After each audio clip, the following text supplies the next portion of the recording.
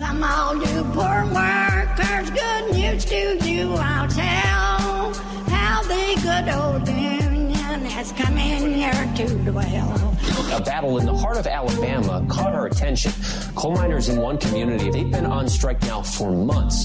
Working as long as 12 hours a day, 7 days a week, in some of the most dangerous conditions. I really think that the labor movement is the single greatest force for democracy in the history of the United States. The story of Alabama is a story of not just resilience, but of militancy. I say no contract, you say no coal. No contract, no contract. If we ain't all free, ain't none of us free. You're listening to Alabama's only union talk radio show, The Valley Labor Report, with Adam Keller and Jacob Morrison. Hello, Tennessee Valley. This is the Valley Labor Report. My name is Jacob Morrison, here with my co-host and fellow agitator Adam Keller, and we are broadcasting live-ish, online and on the radio, from the heart of the Tennessee Valley, the Spice Radio studio in Huntsville, Alabama. Today we are talking to William Attig, Executive Director of the Union Veterans Council. We are talking about teachers resigning and what it would take to keep them, the priorities of conservative media weirdos, and more on today's Valley Labor Report. If you want to be part of the program, we've got a phone number. And you can leave us a voicemail. We are pre-taping the program today, but you can always leave us a voicemail at our phone number, 844-899-TVLR. That is 844-899-8857. You can leave a voicemail anytime throughout the week. If you haven't gotten enough of us by the time that we wrap on the radio, or if you just want to see what we're up to throughout the week, then you can find us online anywhere you find anything online, all at the Valley Labor Report. We broadcast on Facebook and YouTube. We upload the show as a podcast. We clip all of our segments on YouTube. We do it. We do everything. We even put up some of the segments as articles on our website, TVLR.fm. It's all at the Valley Labor Report, so look us up. Reminder, your support helps us stay on the air. Our largest single source of funding comes directly from our listeners. So if you want to support the program, you can go to our website, TVLR.fm, where you can become a monthly donor, or you can buy our new hat. You can buy our new hat on our website as well. So keep that in mind. And if you're a member of a union, you should get your local to sponsor this show. You can reach out to me for more details on that. So our first guest today is William Attig. He is the executive director of the Union Veterans Council. He is a union pipe fitter, and he was arrested in Alabama for supporting the coal miners. So, Will, thank you so much for taking the time to talk to us. I appreciate it.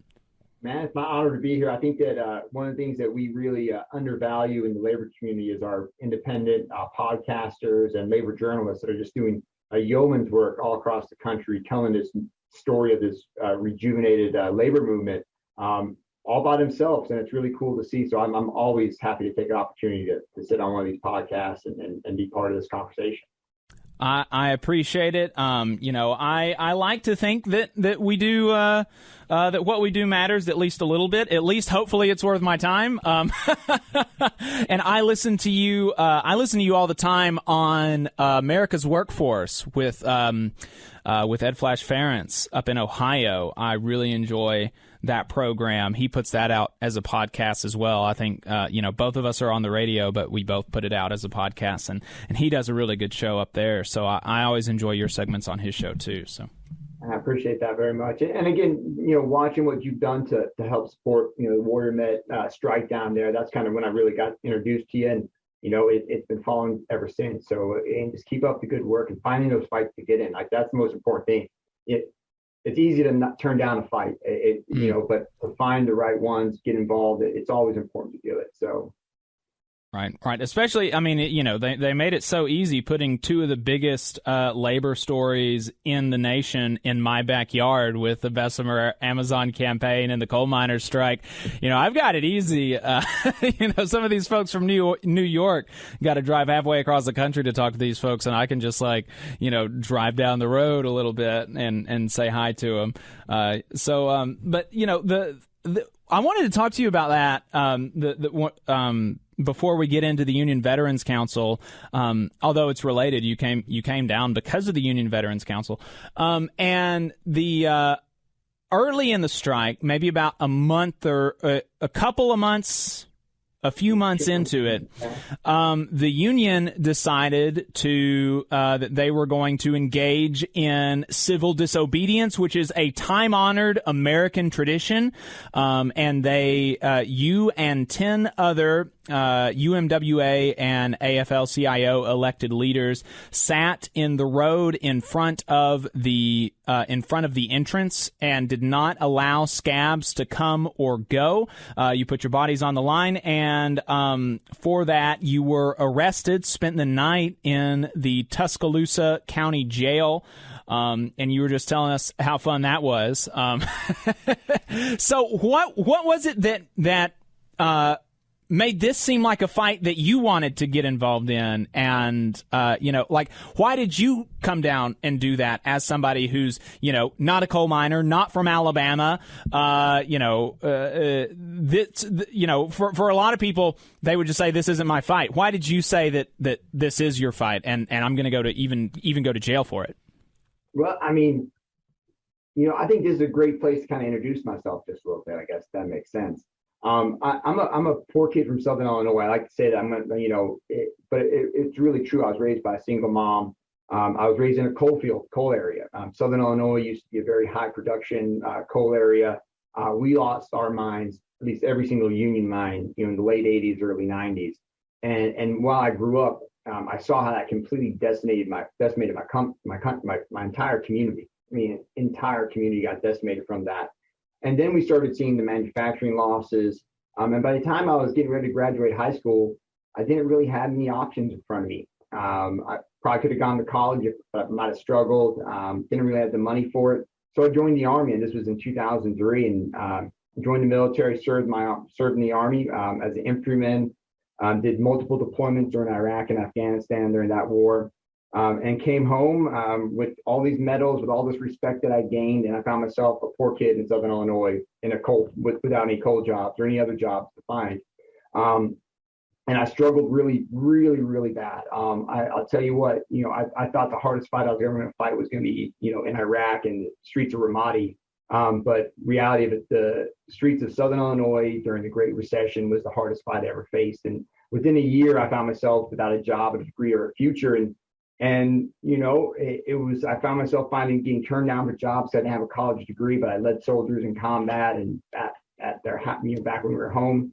And then one day I found a union training program, and someone told me about it and told me about helmets and hard hats, and I became a union pipe fitter. I went through a welding program. My life got changed, and I dedicated my life that day to help other veterans get jobs in unions. And what I really realized was that my community needed someone to fight for them. I was able to start using my voice to support my overall veterans community, and then also help the labor community. And that led me to be, lucky to come here to DC. But, and I'll fast forward to why I decided to go down to Alabama is, I've always fought for my community. When I left for the military, I truly believed I was fighting for the ideas of our country, the idea of the American dream, the idea of freedom and democracy and all those good things that we get taught when we're kids in small towns all across the country. But what I found is that the work I do today is way more beneficial than any fight I ever fought in the Middle East. Being able to stand up for federal workers during the government shutdown a few years ago and getting arrested for that. I was standing up for, almost 1 million workers, which I was very lucky that my organization could do. So when I saw workers organizing and trying to fight for their community in Alabama, I decided that was going to be a fight I wanted to get into, because we don't usually see those kind of fights in those communities and from those demographics and those kind of jobs right now. So I thought it was a great opportunity to go down there. Cecil Roberts is kind of like a father figure to me in labor. He's a mentor. He's a Vietnam veteran. He's got the same medals I do, but we were just a generation apart. And he called me up and asked me about, talking about coming down just for the rally. And he told me about the arrest. And, he told me that he didn't know how it was going to go. And for the first time, I've been arrested, one other time, but it was kind of more of a scripted kind of thing. You knew what was going to happen. You were going to spend so much time. He said, we don't know. And I was really blessed. We flew from Washington, D.C. And, from the minute I got on the ground, I just felt an energy coming from those mine workers. And, as we prepared to kind of walk on that mine, it was one of the most powerful moments I felt. And it was just young Americans and older Americans feeling, solidarity and power for the first time. People who've been beat down and trodden, communities have been devastated by corporations and trade deals and crappy contracts. And I just felt people willing to fight. And I was like, this is someplace I want to be at. And that started a really fun day, I guess. Yeah. That's, I have so much appreciated seeing people, from across the country like yourself, people like Kim Kelly coming down and really attaching themselves to this fight, and even the folks who haven't, spent month after month, the people that have at least, done something, right? Because there are so many people that constantly talk about, the blue collar worker or the normal working person, coal miners, factory workers, bad trade deals, and they have been completely silent. They haven't even offered any words on this.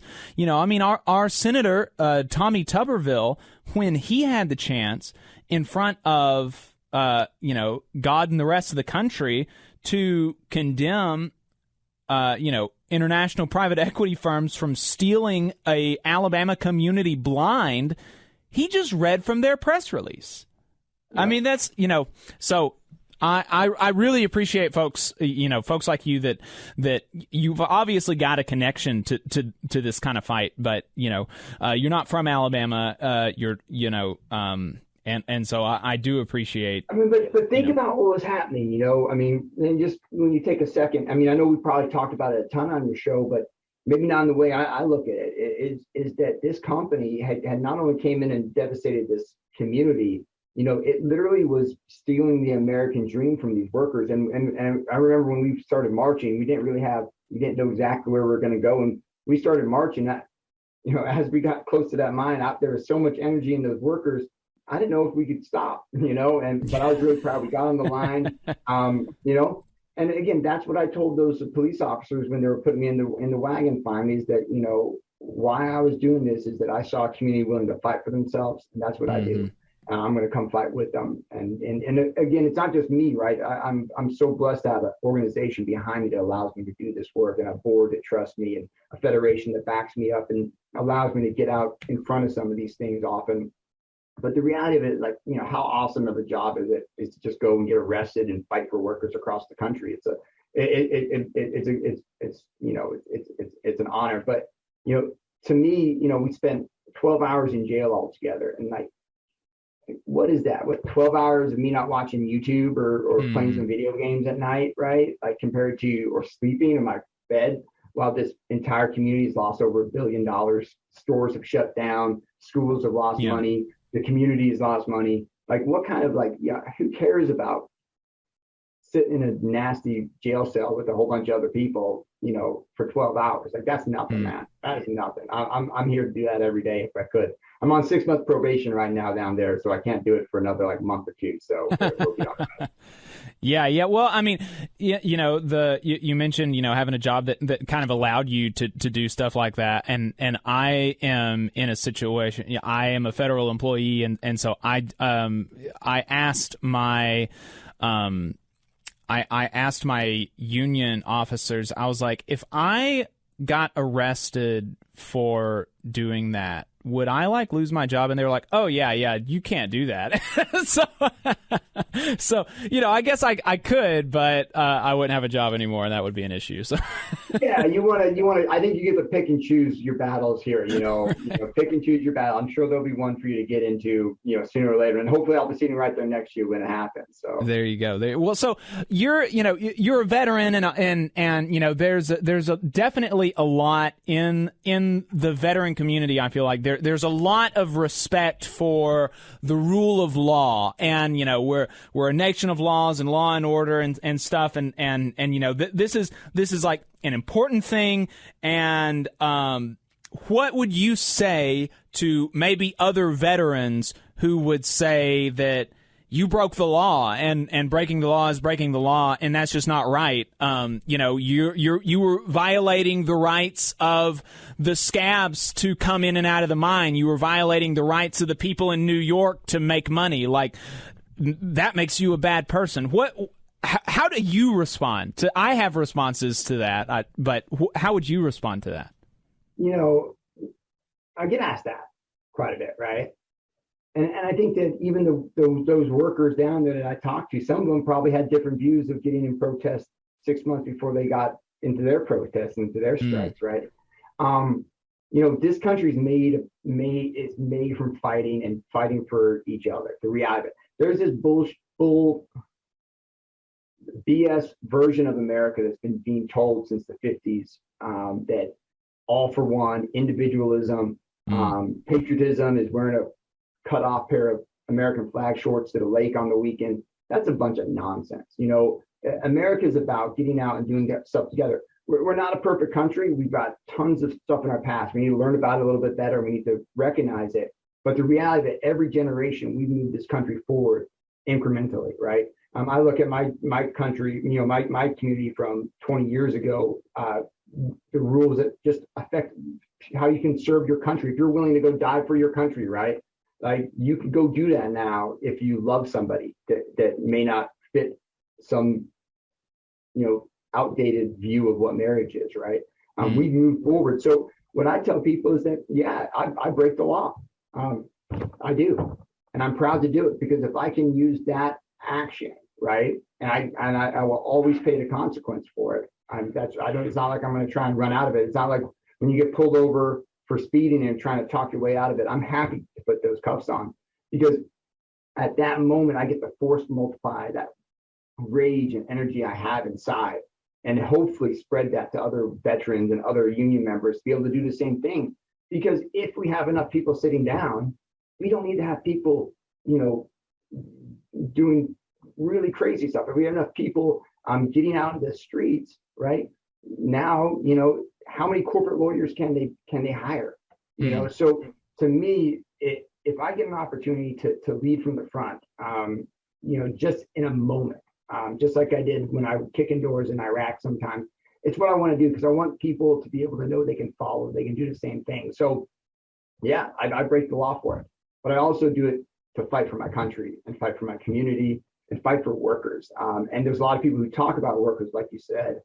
There's not a lot of people fighting for them in this country, and I'm lucky that the labor movement is one of those places that truly are. Yeah. Well, so let's go ahead and talk about the Union Veterans Council. Then the Union Veterans Council got a designation last week. It was designated as a constituency group of the AFL-CIO. So talk to us about what the Union Veterans Council, what it is, what it does, and then what does it being a constituency group of the AFL-CIO as opposed to maybe some like a more ad hoc organization, what does that change? No, definitely. So first and foremost, people don't realize there's a really big connection between veterans and labor. It goes all the way back to some of the very first labor unions being created in America. You can go back to the cement masons and plasters, some of the other major unions that formed after the Civil War.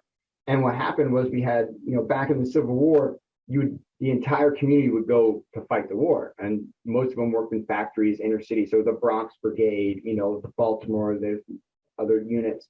After the Civil War happened, they went off and fought for our country and fought for the ideas that we had put into that piece of paper a hundred years before, whenever.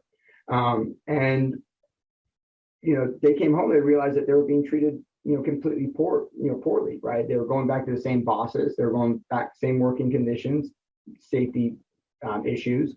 And more so, there were some of those groups that are now on the low, found themselves that they used to be sergeants and captains. And they found that they were able to lead soldiers in combat. And they began to actually organize some of the first, you know, some of those first unions got created from And we can look at that every war following is that we saw this increase in union density and groups using that, the military status as a way to get ahead.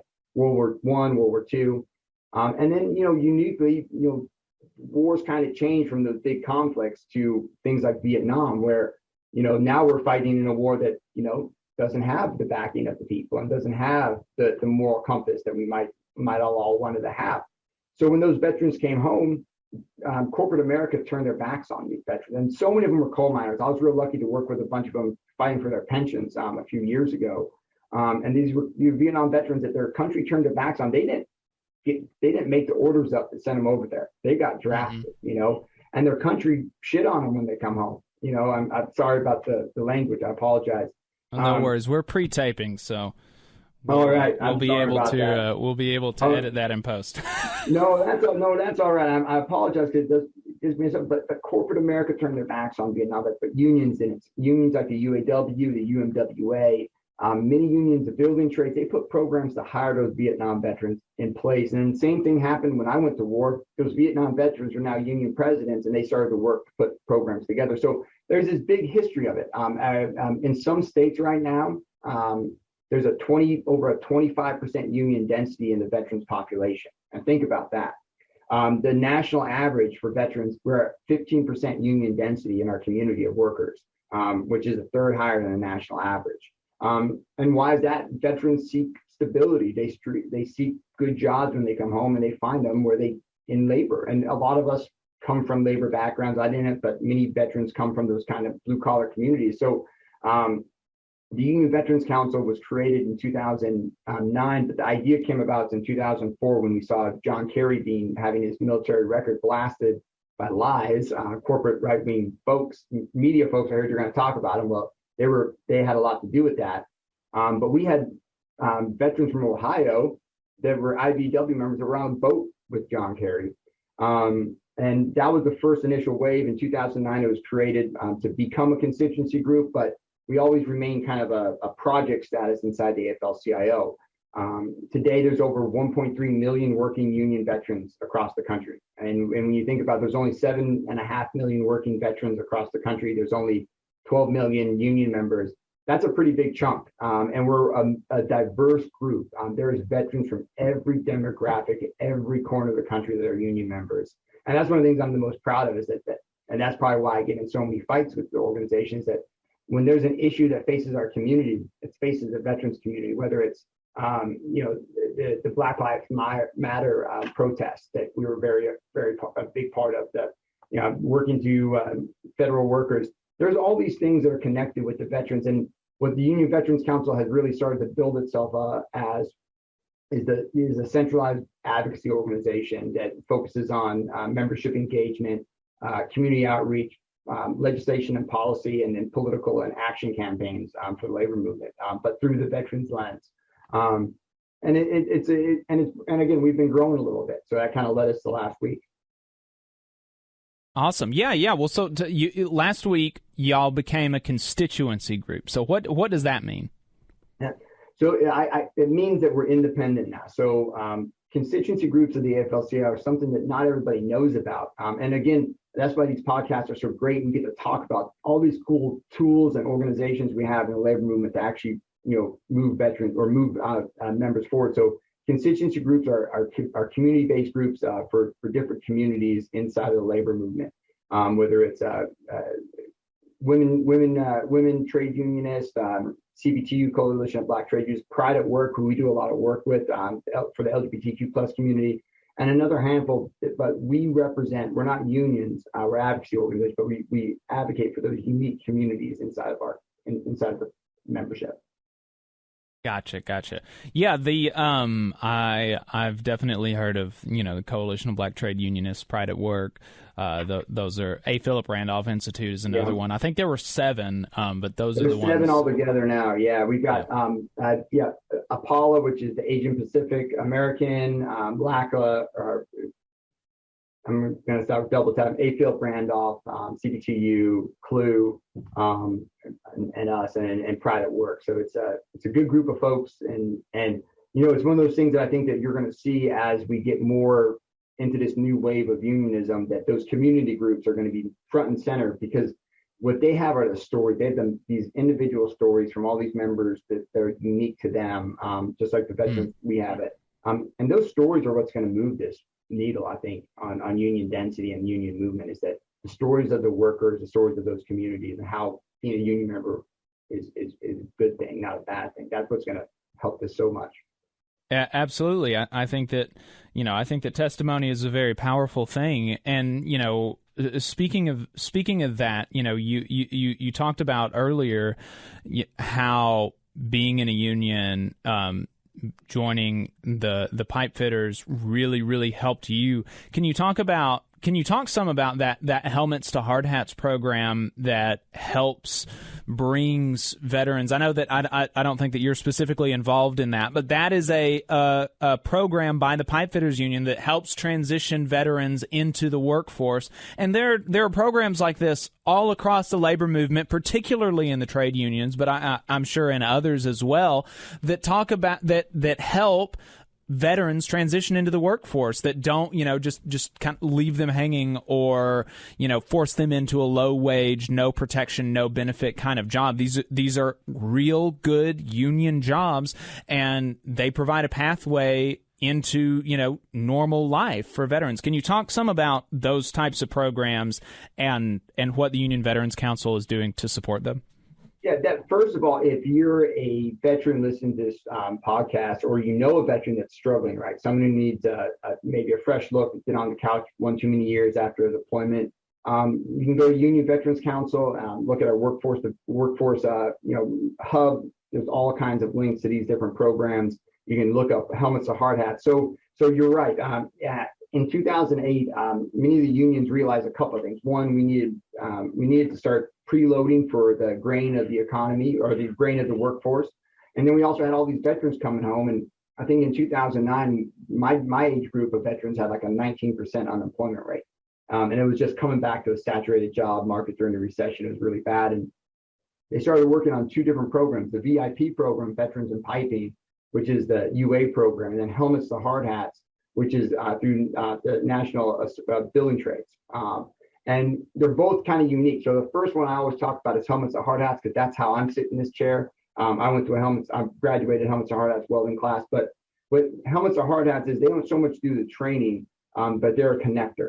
Think about like Monster.com, right? If you're a veteran and you want a union job in the trades, if you sign up to that website, they can find you one. Maybe it's not exactly in your backyard, but if you can meet the qualifications, you can get a union job in the trades across the country right now.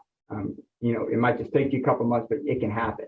Maybe you're moving to Pittsburgh to build all that new infrastructure that's happening right there. Maybe you're going out to California to refit all these new water pipes for desalinization. Maybe you're going to one of the ports in Alabama or Mississippi to build boats, or there's all kinds of jobs there. So what we did was we worked first of all work on our veterans, but then you have these other programs that are called skill bridge programs. And what they do is, before you leave the military, the most difficult time for veterans is that first 6 months to a year when they separate from the military, and they really start to struggle there. And what we do is we work to get a hold of them early on before they leave the military, start to train them. And many times these veterans leave the military on Friday and they can start a job on Monday. With programs like VIP, it's guaranteed placement. And you're talking about a job that's life-changing, full benefits, making more than you did when you're in the military as a first year or second year apprentice. It's pretty amazing. It changed my life. I mean, when I say it saved my life, it really did. I was really struggling at the time, and knowing that I didn't have to worry about my bills being paid, or knowing that I was always going to have this opportunity as long as I didn't mess up, it really helped me, finally really come home after, a lot of, hard times as a young man in a combat zone. Yeah. That is, coming home from something like that, I couldn't imagine it, honestly. It's, I really, really couldn't. And there, we made folks do that, and the ability of our country to just leave people that went overseas and put their life on the line just leave them out to dry is astounding to me. And there, here again, unlike so many people who talk about the issue all the time, the Union Veterans Council, Helmets to Hard Hats, Veterans in Piping, these people are actually doing something about it and actually going out and actually doing something to help veterans, and doing it and really changing their life. I mean, getting a good job, getting a real good job with good benefits, a pension, this is something that like nobody has anymore. And so to be able to connect veterans to that kind of thing is really something special, I think.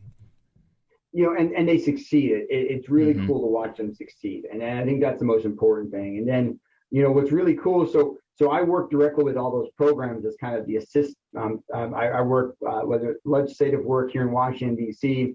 We do a lot of work with members of Congress. We've got a real big project with the White House right now. The little program that we took over that I was, given the responsibility to be able to help lead 5 years ago, almost to the day.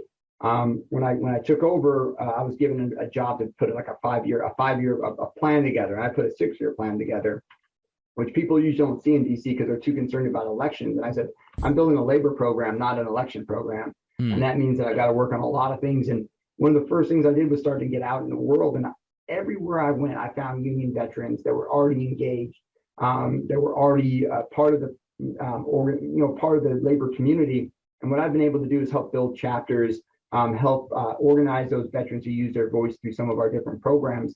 And now we see those same veterans that have made it through over the last 10 years now becoming leaders, either at their local unions, on the job site, doing political work, running for office. We have a ton of union veteran candidates that are running this year. It's amazing to see. Last year was a big test for the union veteran, and unions around America where, during the election cycle from start to finish, Donald Trump lost 14% in the veterans community, and it was the most divided veterans vote in I think in our either in our history or in the last 20 years.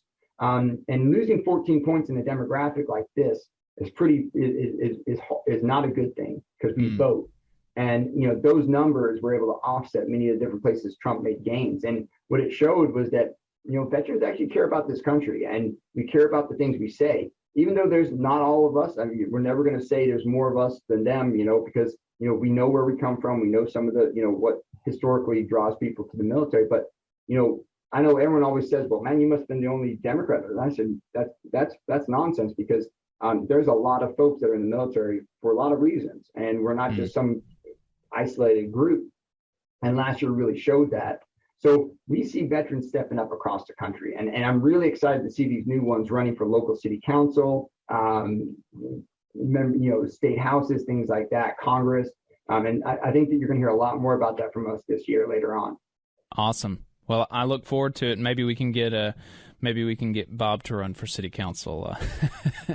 So, Will, thank you so much for your time. I really appreciate it. I look forward to getting that report from you and to hearing more from you in the future.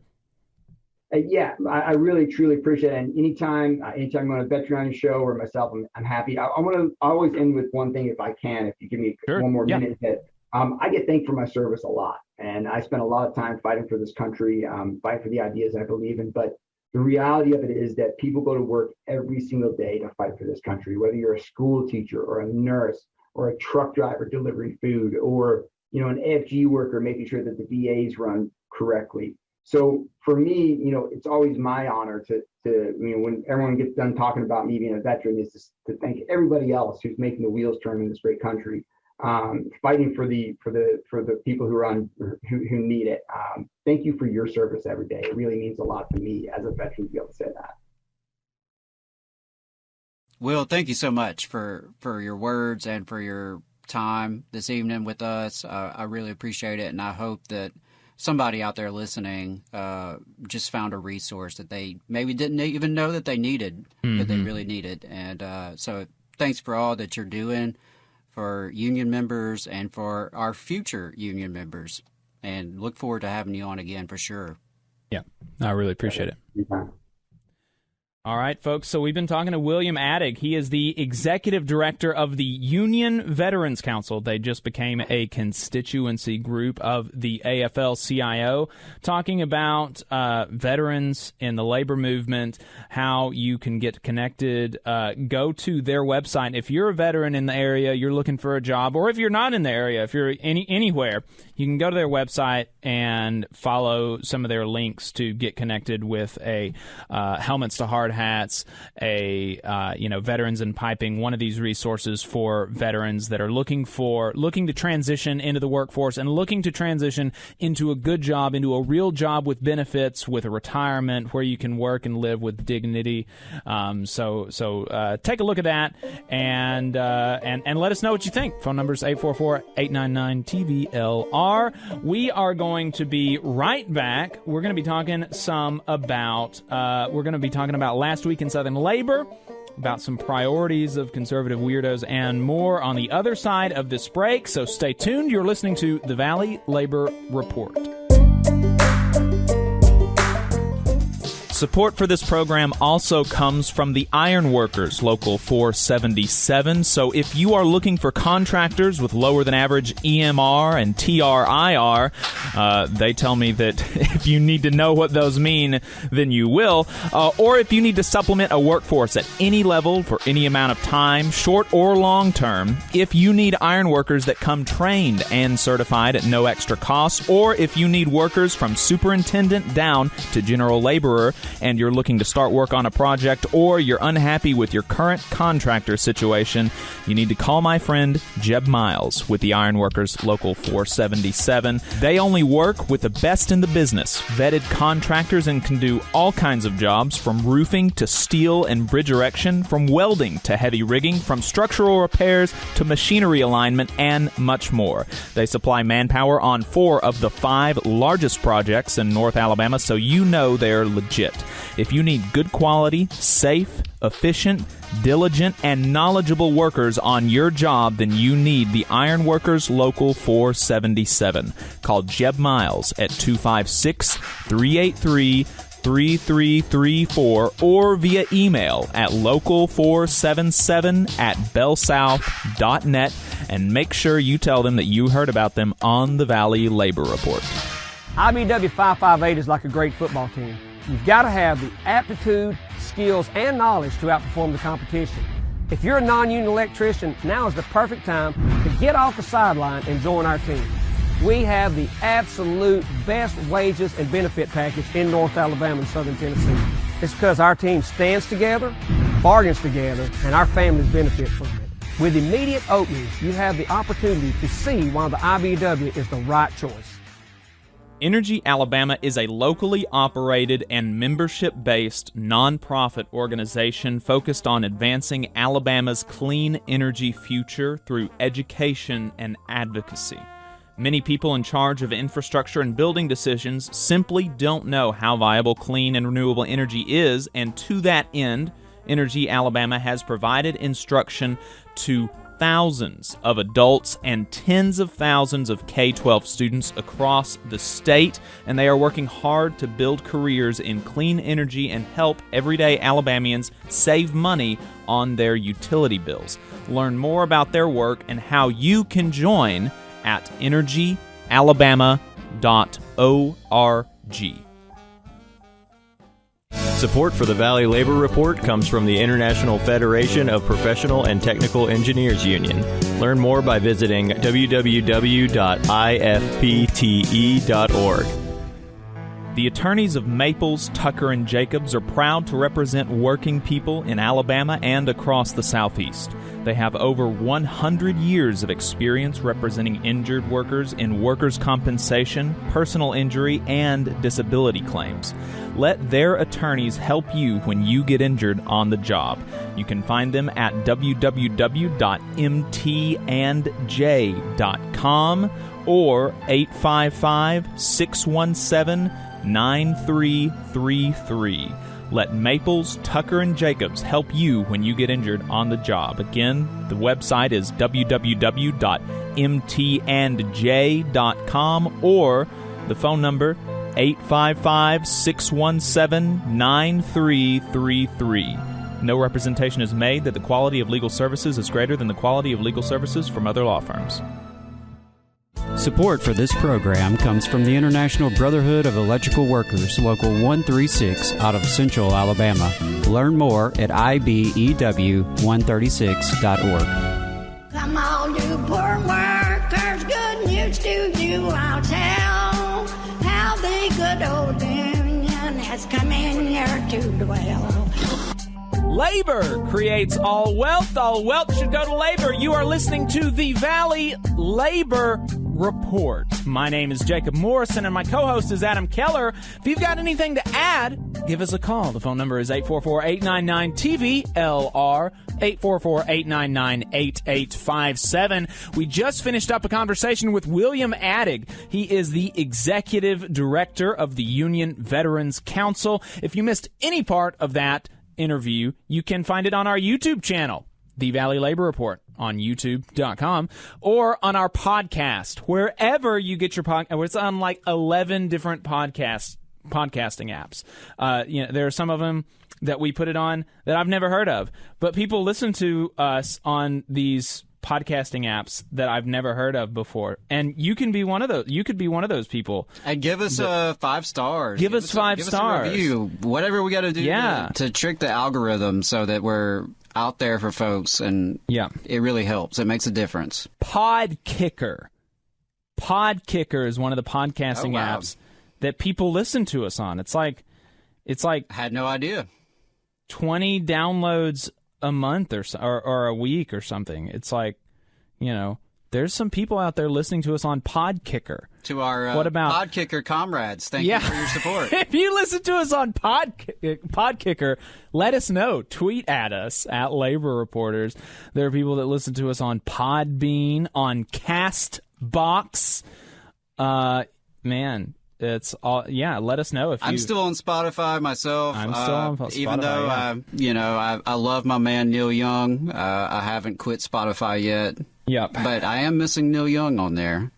Yeah. I have to say, but I'm glad to still see the Valley Labor Report. That's right. With 5 stars, by the way. That's right. So, let's talk about, back from break, I want to talk really quickly about priorities, because I think that the priorities of a political figure, of a pundit, of a politician, they tell us a lot about their politics. What effect are they going to have on the world? That's going to be determined by their priorities, much less than by their answers to a survey, right? Actions speak louder than words. And for pundits, your words are your actions, right? So if this was my job, if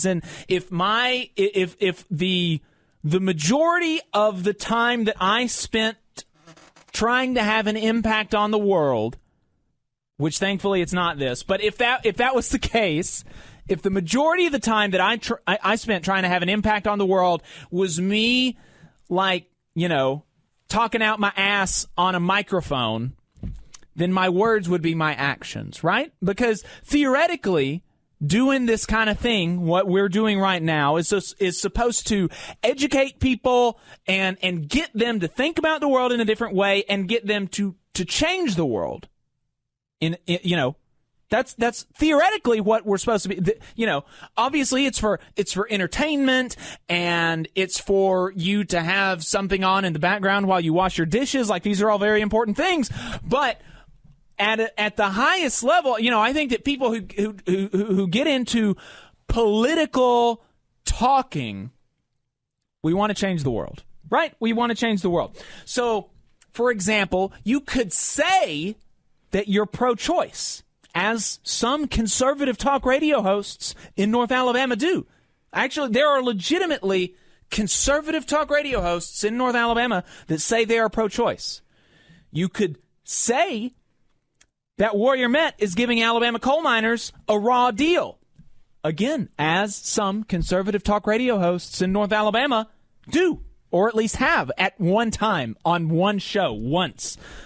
But if you never make a positive argument for women's bodily autonomy, and instead spend all of your time talking about how the radical left is trying to push abortion too much, or you spend all of your time pushing politicians that are actively trying to reject the idea of women's bodily autonomy, I do not view you as pro-choice.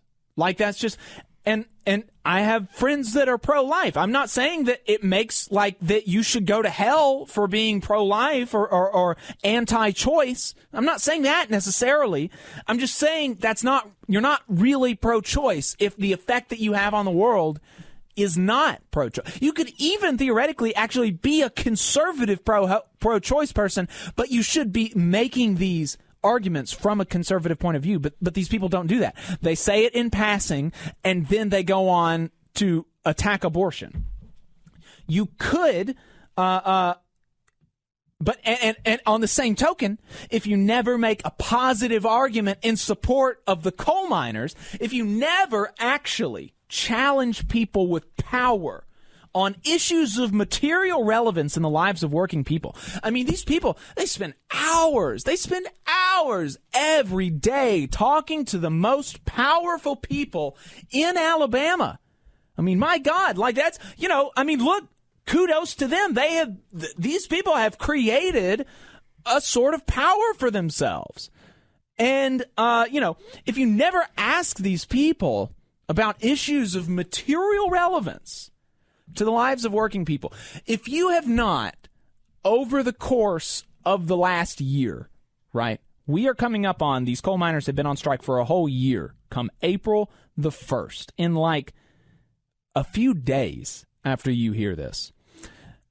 There are people on the radio that talk to gubernatorial candidates, that have talked to the sitting governor, that have talked to people in law enforcement, all of these people that have power to do something about this strike, and they have never asked them about it. They've never asked them about it. So does it actually matter when you say, when pushed against the wall in a conversation, that you support the coal miners, quote unquote, whatever the hell that means? I would argue that it doesn't, in the same way that if you spend all of your time attacking abortion, you're not pro-choice, okay? So, especially, like in the other argument, when the entirety of your body of work supports people that not only have opposing views to you on these issues, but their opposition to those issues are priorities for them.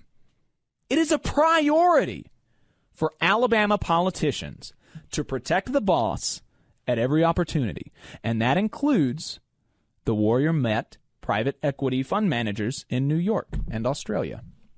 It's a priority for them because they're not doing anything about it. That's why every now and then when I see a conservative propagandist say something stupid, I will juxtapose it with real issues, and particularly over the past year, one of those real issues has been the coal miner strike. I don't do it all the time, but it's not something that I do irregularly, right? Okay, I'm not afraid to admit that. I often do this. I often say, when somebody says something about how it is a serious issue for the West, it's a serious issue for the West that Minnie Mouse for 1 month in one location halfway across the world is wearing a pantsuit. Oh, no. When, look, I mean, if somebody says something so as ridiculous as that, I will occasionally juxtapose that with the fact that they have never said anything about the coal miner strike. I will do that because I think it's relevant. And I did that last week with WVNN radio host and policy director of the Koch brother-funded Alabama Policy Institute, Phil Williams, because he decided to derail a conversation about Medicaid expansion because the reporter used some words that hurt his feelings. Okay? So what was the policy? What was the policy that was being discussed? It was extending postpartum Medicaid coverage to a full year. I think that's very important. Maternal mortality in Alabama is among the highest in the country. And so I think it's important to expand postpartum Medicaid coverage. It's important because also, as Reckon reports, 1/3 of pregnancy-related deaths happen between 1 week and 1 year postpartum, where Alabama only covered 2 months before. Now we're looking at covering a year. I don't think it's a done deal, but it's moving in that direction. This is going to make a huge difference in Alabama, where an astonishing, I could not believe this when I read it, an astonishing 50%, 1 out of every 2 babies that are born in Alabama, their mothers are covered by Medicaid. That's a lot of people. That's a lot of people. And that could not have happened without the tireless efforts of folks like Jane Addams and others at Alabama Arise and their allies pushing for the expansion of Medicaid and having this on the table as an option when the funds became available. So, what exactly did Phil Williams get his panties in a wad about?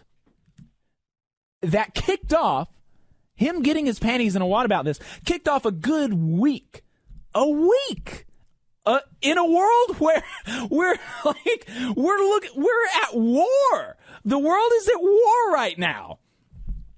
And for a good week in the Alabama conservative media, they spent squealing about this. Hours of time on talk radio across the state. Opinion columns. What was it about the revelation that there are going to be fewer postpartum deaths in Alabama that made him so mad? Was it that it's taken so long to get this done? Was he mad, perhaps, that people on his team, quote unquote, spent so long fighting Medicaid expansion and as a result, people died needlessly? Is that what he got mad about? Hell, was he even mad about the policy because maybe there's something that I'm missing? Maybe there's something that I'm missing and it's not actually going to save lives. Maybe there are things that we could be doing instead of this. I would even give him that. That there's an argument, let's just say hypothetically. It would be wrong, but is that what he got mad about? No. He was upset, and all the other losers in the conservative media in Alabama were upset because the reporter used the phrase birthing people to describe people who would benefit. He hijacked reporting on something that will actually benefit 1 out of every 2 people who give birth in Alabama to cry about the words that were being used. I mean, good God, man. I mean, this is bonkers, right? This is crazy.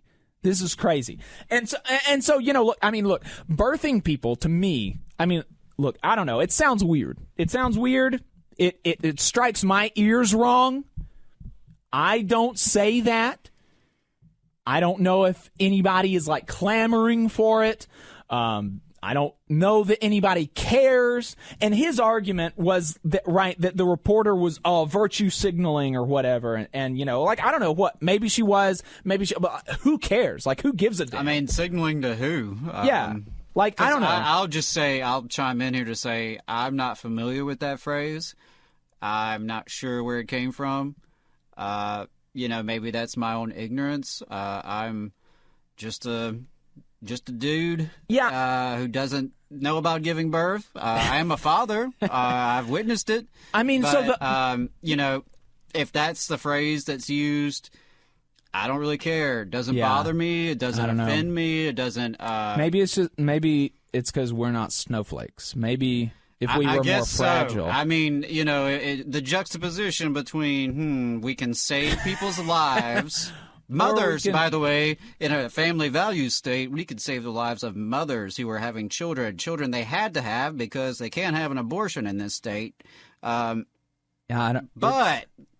we could talk about that, or we could talk about 2 words in a story that the argument that the reason that they said this word, the reporter said that because not everybody who gives birth identifies as a woman, and so therefore maybe mother is an exclusionary term. But I don't know. I don't know if there's a real demand for that. Yeah, I don't know that there's really a demand for that. But makes me think probably some folks with maybe too much grad school came up with that. But Perhaps. But, listen, if that's a legitimate call, I mean, like if people really feel excluded by it and that's what they want, it doesn't bother me one bit. Yeah. No harm. So, look, I pointed out that just as he's saying that her saying that birthing people are going to benefit from this, just as he's saying she is virtue signaling, I pointed out that his outrage is performative. And the thing that he is signaling is a veneer of normalcy, of othering this woman who used this word and people like her, and saying that I'm a normal working Alabamian and I stand for family values and for the working man and that kind of thing. And he does that while being on the side of coastal elites who are robbing a Brookwood community blind. And so, look, I just pointed out the disconnect. And, I think that's more relevant. And I think it is near on the order of criminal negligence to have been on the radio for a year and have not mentioned it once. I searched his Twitter for the mention of coal miners. So this isn't even actually related to the strike necessarily. Coal miners, coal miner, UMWA, Warrior Met, Brookwood. All of those terms turned up 0 results. Well, Jacob, I'm not so sure that the Koch family and whoever else may be pulling his strings and patting his pockets would prefer he talk about those things. I mean, good grief. Because, he pisses me off, frankly, Phil Williams, because of the Alabama Policy Institute. They have done a lot of damage in this state. If you look, editorials and opinion columns for years have been dominated by the Alabama Policy Institute, and it is a astroturfed think tank funded by right-wing billionaires. Right. And unfortunately, folks like that and organizations like that dominate the public narrative in places like Alabama. They dominate the news. They dominate the radio airwaves. I think you've hammered on why, what it is that they do. Right. On one hand, they propose reactionary policies that would make things worse for the majority of people in this state.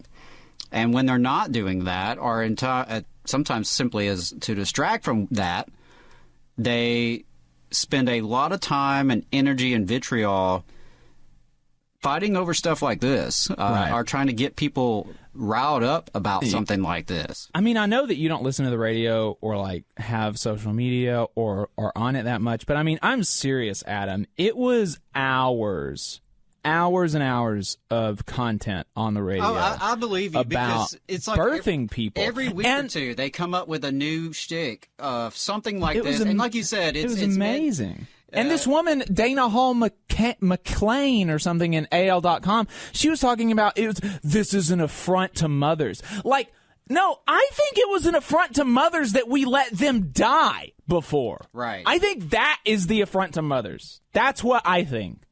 Maybe, I don't know, maybe I'm crazy. It's amazing how much they can always redirect conversations about the public and about policy and about politics in general. They always manage to redirect it to these sorts of things, these sorts of topics, whether it's Dr. Seuss or, a phrase like birthing people or the manufactured hysteria around critical race theory. It's never ending. I'm old enough to remember when they ran over Dixie Chicks CDs back in the day, and we were supposed to call French fries freedom fries. It's the same kind of people doing the same kind of act. But unfortunately, it's a shtick that has been very successful. It's been very successful in them holding power, and it's been very successful in dividing and conquering the majority, because that's the thing we should never forget, is that the working class is the majority of Alabama and across the country and across this world. We have more in common with each other than we do with these people. These people like Phil Williams and the Koch brothers who fund him. Those are not our brothers. No. But it's the majority of the people in this state that are our brothers and sisters, and yes, non-binary comrades, to use a gender-neutral term. Yeah. Be careful, you might make some people cry. I know. It might hurt some people's feelings. So I am a heterosexual white male father. So I guess, in their realm, I would be a quote-unquote normal person. But I'm just going to say right here that I absolutely have nothing but the most solidarity and respect for all people, regardless of what their gender identity is, transgender, gay, straight, lesbian, whatever they are, whatever you are, you deserve to be treated with respect and dignity, free from discrimination. And I think that's the common sense position that most of us have, frankly. It's just that we are bombarded with media such as this that attempts to get us divided and attempts to make us fear people who are different. Right.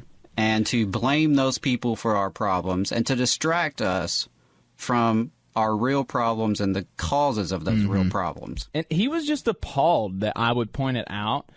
And he said that the strike in Brookwood, which is affecting over 1,000 coal miners and their families directly, and at least the whole community indirectly, he said that is a pet peeve of mine. And then he said that his grandfather was a coal miner and a union man. Well, what happened? Yeah, what happened between that generation and his? Sometimes the apple does fall far from the tree. Yeah, unfortunately, in this case. Yeah, if his grandfather was a good union man, coal miner, and now his grandson is a stooge for billionaires. Yeah. That's pathetic. I sent him an email and told him that we would be, or asked him if he'd want to talk to us, and he did not reply. But, I mean, to be fair, it was like less than 24 hours, so, I don't always reply to emails in 24 hours, so maybe we'll have him on the show later. I don't know. We'll see.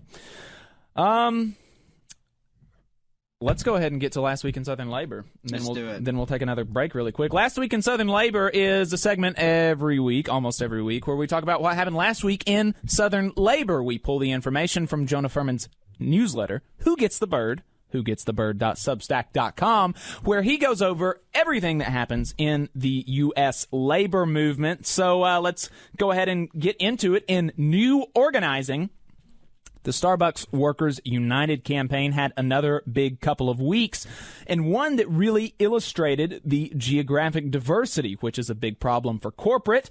And so they had 837 workers file for elections at 30 stores, including in Austin, Texas, Augusta, Georgia, Knoxville and Murfreesboro, Tennessee, Leesburg and Falls Church, Virginia, Miami Springs, Oviedo, and Hialeah in Florida. 200 way to go. Yeah, way to go. 280 workers are organizing with the United Steelworkers at International Automotive Components Group in Arlington, Texas.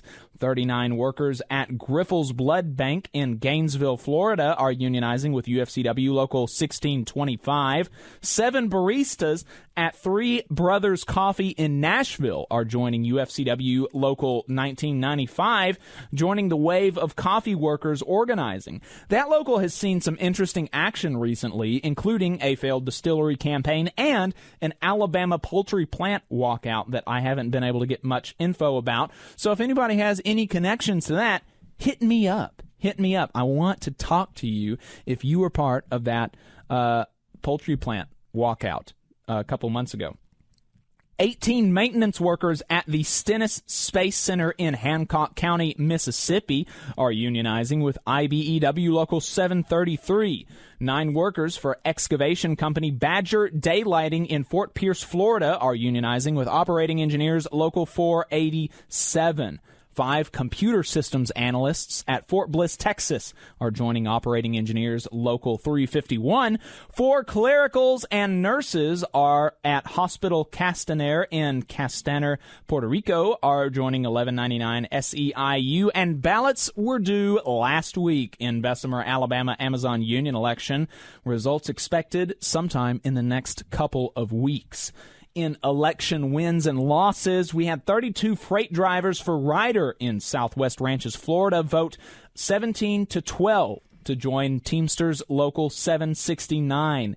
The Plumbers Local 72 did not get a single vote out of the 8 hardware manufacturing workers for Carlson in Rome, Georgia. 6 voted no. FPA lost a big vote, 54-78 among 188 child and family protection care specialists in McAllen, Texas. A few dozen healthcare workers with Piedmont Health in North Carolina have become the first group to successfully unionize through Unit, which is a new app that seeks to make forming new independent unions easier. It is venture capital funded and goes against all the no shortcuts hardwire that is logic hardwired into most organizers' brain.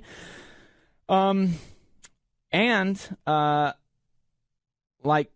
they actually even get a decent first contract if they're relying on an app? But hey, they have now facilitated more new organizing than plenty of local unions, so kudos. We will see how that goes.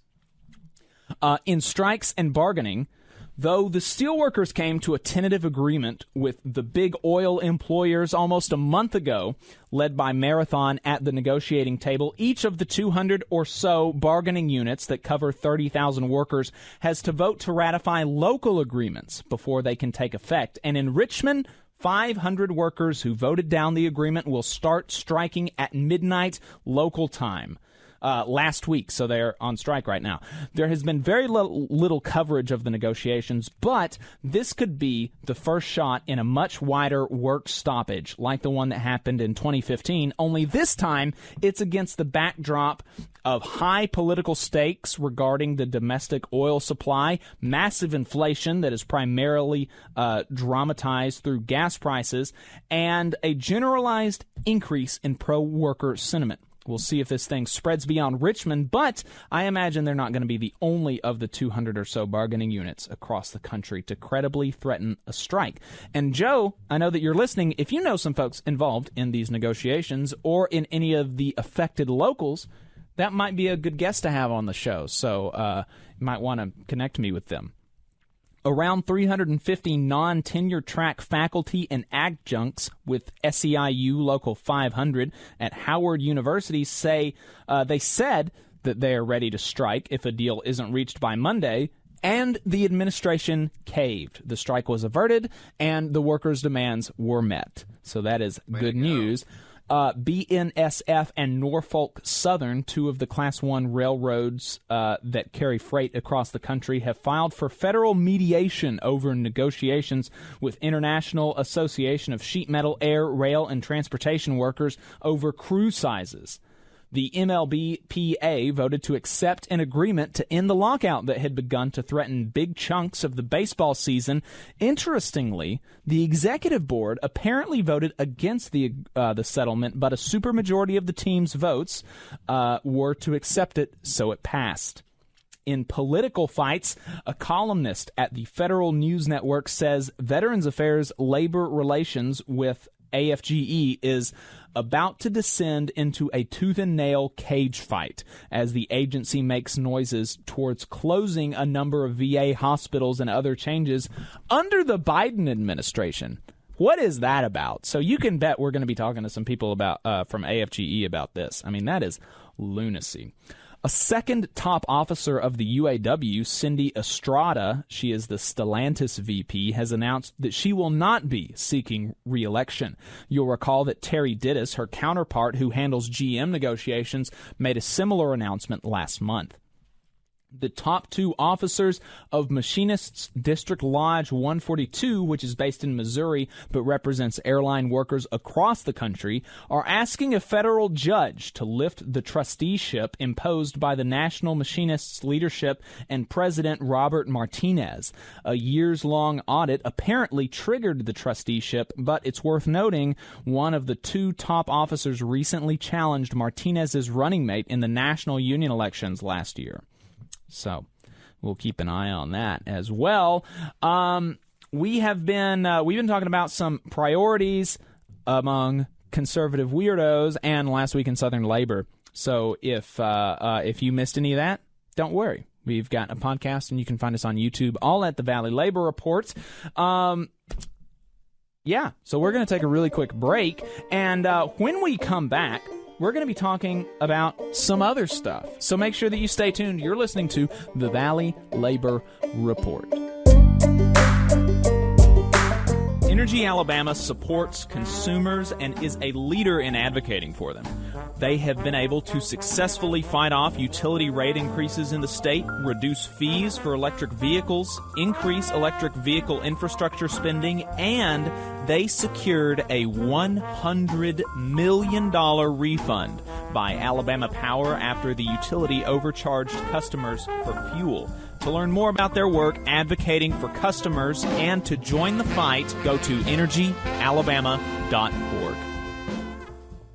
There's a lot of talk about a shortage of workers, but that's not the case with IBW 558. We have provided our customers over 3,000 workers and performed over 3 million man-hours in a pandemic year.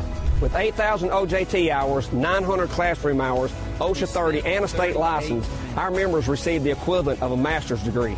That's what makes IBW 558 the right choice for your electrical needs. Look us up at Facebook or at IBW558.org. The attorneys of Maples, Tucker, and Jacobs are proud to represent working people in Alabama and across the Southeast. They have over 100 years of experience representing injured workers in workers' compensation, personal injury, and disability claims. Let their attorneys help you when you get injured on the job.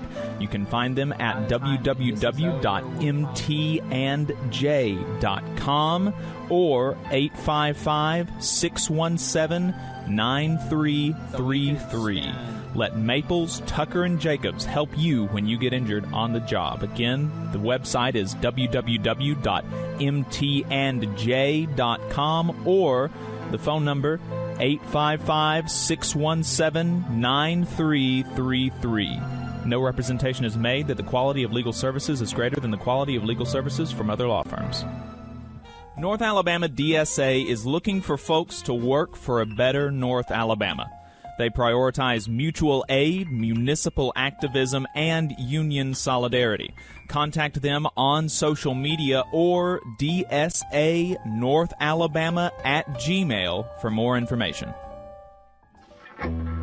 Support for this program is provided by the International Association for Machinists and Aerospace Workers, Local Lodge 44 in Decatur, Alabama. Learn more at iamaw44.org. Hometown Action is a proud sponsor of the Valley Labor Report, and we're here to help keep you in the loop on the assault on your right to protest, picket, and peaceably assemble in Alabama. The anti-protest bill is back this year, and it's as bad as ever. There is huge interest in building worker power and increasing unionization in Alabama that has corporations scared. Don't let their influence on our state legislators become another tool to arrest striking workers and union supporters. This racist bill is especially problematic for black organizers and unnecessarily gives law enforcement broad discretion to define even small peaceful gatherings as a riot.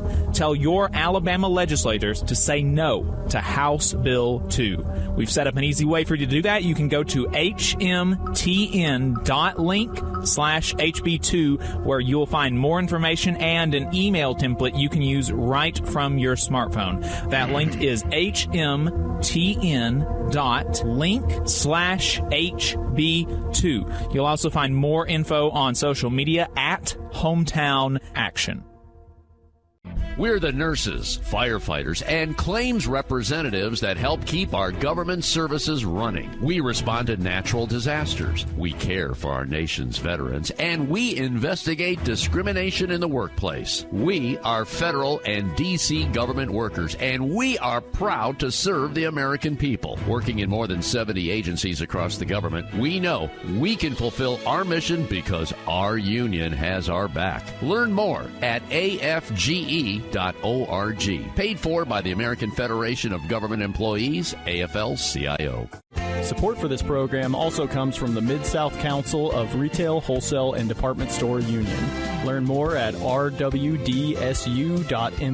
Come on, you poor workers, good news to you I'll tell, how the good old union has come in here to dwell. Alabama's only Union Talk radio show. This is the Valley Labor Report. My name is Jacob Morrison, and my co-host is Adam Keller. If you've got anything to add, give us a call. Our phone line is always open for voicemails. We're pre-taping this episode, so you can't get mad at us in real time. We're not listening, but we might listen next week. So give us your voicemails. Give us your voicemails, and we'll play it on the show next week. I promise. The phone number is 844-899-8857. 844-899-8857. And if you listen to the program as a podcast, you're always listening to us a little bit delayed. So feel free to send us a voicemail. For sure. So, last week, Donald Trump rescinded his endorsement of Mo Brooks, leaving working folks in Alabama to choose in the Republican primary between the former president of the Council of Bosses, who was just endorsed by a different Council of Bosses that was founded specifically to fight construction workers, and another boss who has publicly accused his sister of lying about years of sexual abuse at the hands of their father, despite telling his sister in letters that their father had admitted to the abuse. These are a great bunch of folks. No problem here. I don't see a problem. Couple real winners we got to choose from here. Yes. This is great. No other comments. I got to say, when I heard the news about Mo Brooks, it was hilarious. Oh, man. Couldn't have happened to a better person. He's a real sicko. Just a real sicko. You can see it in his eyes. I mean, I hate to get personal with it, but he just truly... oh, yeah. A disturbing, perhaps demonic kind of person. And to see his boy Trump turn his back on him, make him look foolish. Even called him woke, apparently. Which is welcome hilarious. to the club, baby. Yeah. Time to the water's warm. The water's warm. Come on, come inside. Come on, Mo. I mean, if you're already being called woke, you might as well read some books and see what the world's really like outside of your twisted ideology or whatever it is that you really believe. Because I mean, who the hell knows? But I actually think Mo is a true believer, though. Yeah, I do too. What was that tweet? Woman who voted for leopards eating people's faces party surprised that leopards ate her face. Yeah. I actually went to school with Mo Brooks as one of his sons, and I would have never. It still boggles my mind. He's truly a disturbing individual, and it's just so funny. It's just so funny that this guy got involved with the insurrection attempt. Oh my goodness! I mean, he was there. He was there. He was wearing his vest and everything, all dressed up, suited for battle. It's so and funny. He's the one who gets thrown under the bus. I mean, you're not going to find someone in Congress as ideological as Mo. I think he's pretty much right there on the extreme edge of the right-wing faction there. And the funny thing is obviously it's not there's not a substantive disagreement here.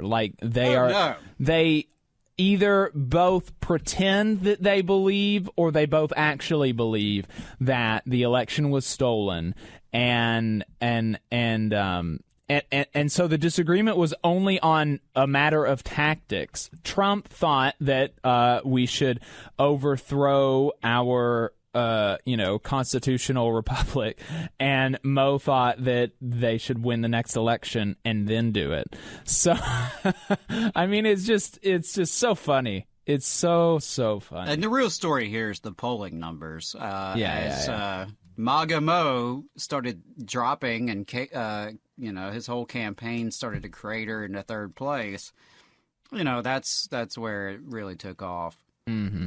Yeah. Which was very surprising to me. I did not anticipate. I think more people got to know him, and I don't know. I think it was just that, like, as the other people got their names out more, Mo just kind of faded back because he didn't run any ads. I don't know. I think it was a heavily inflated first place to begin with. I think he was first place by default. So you're right. As the other candidates really got in the game, and like I said, in my opinion, I think more people probably got to see a little bit from Mo.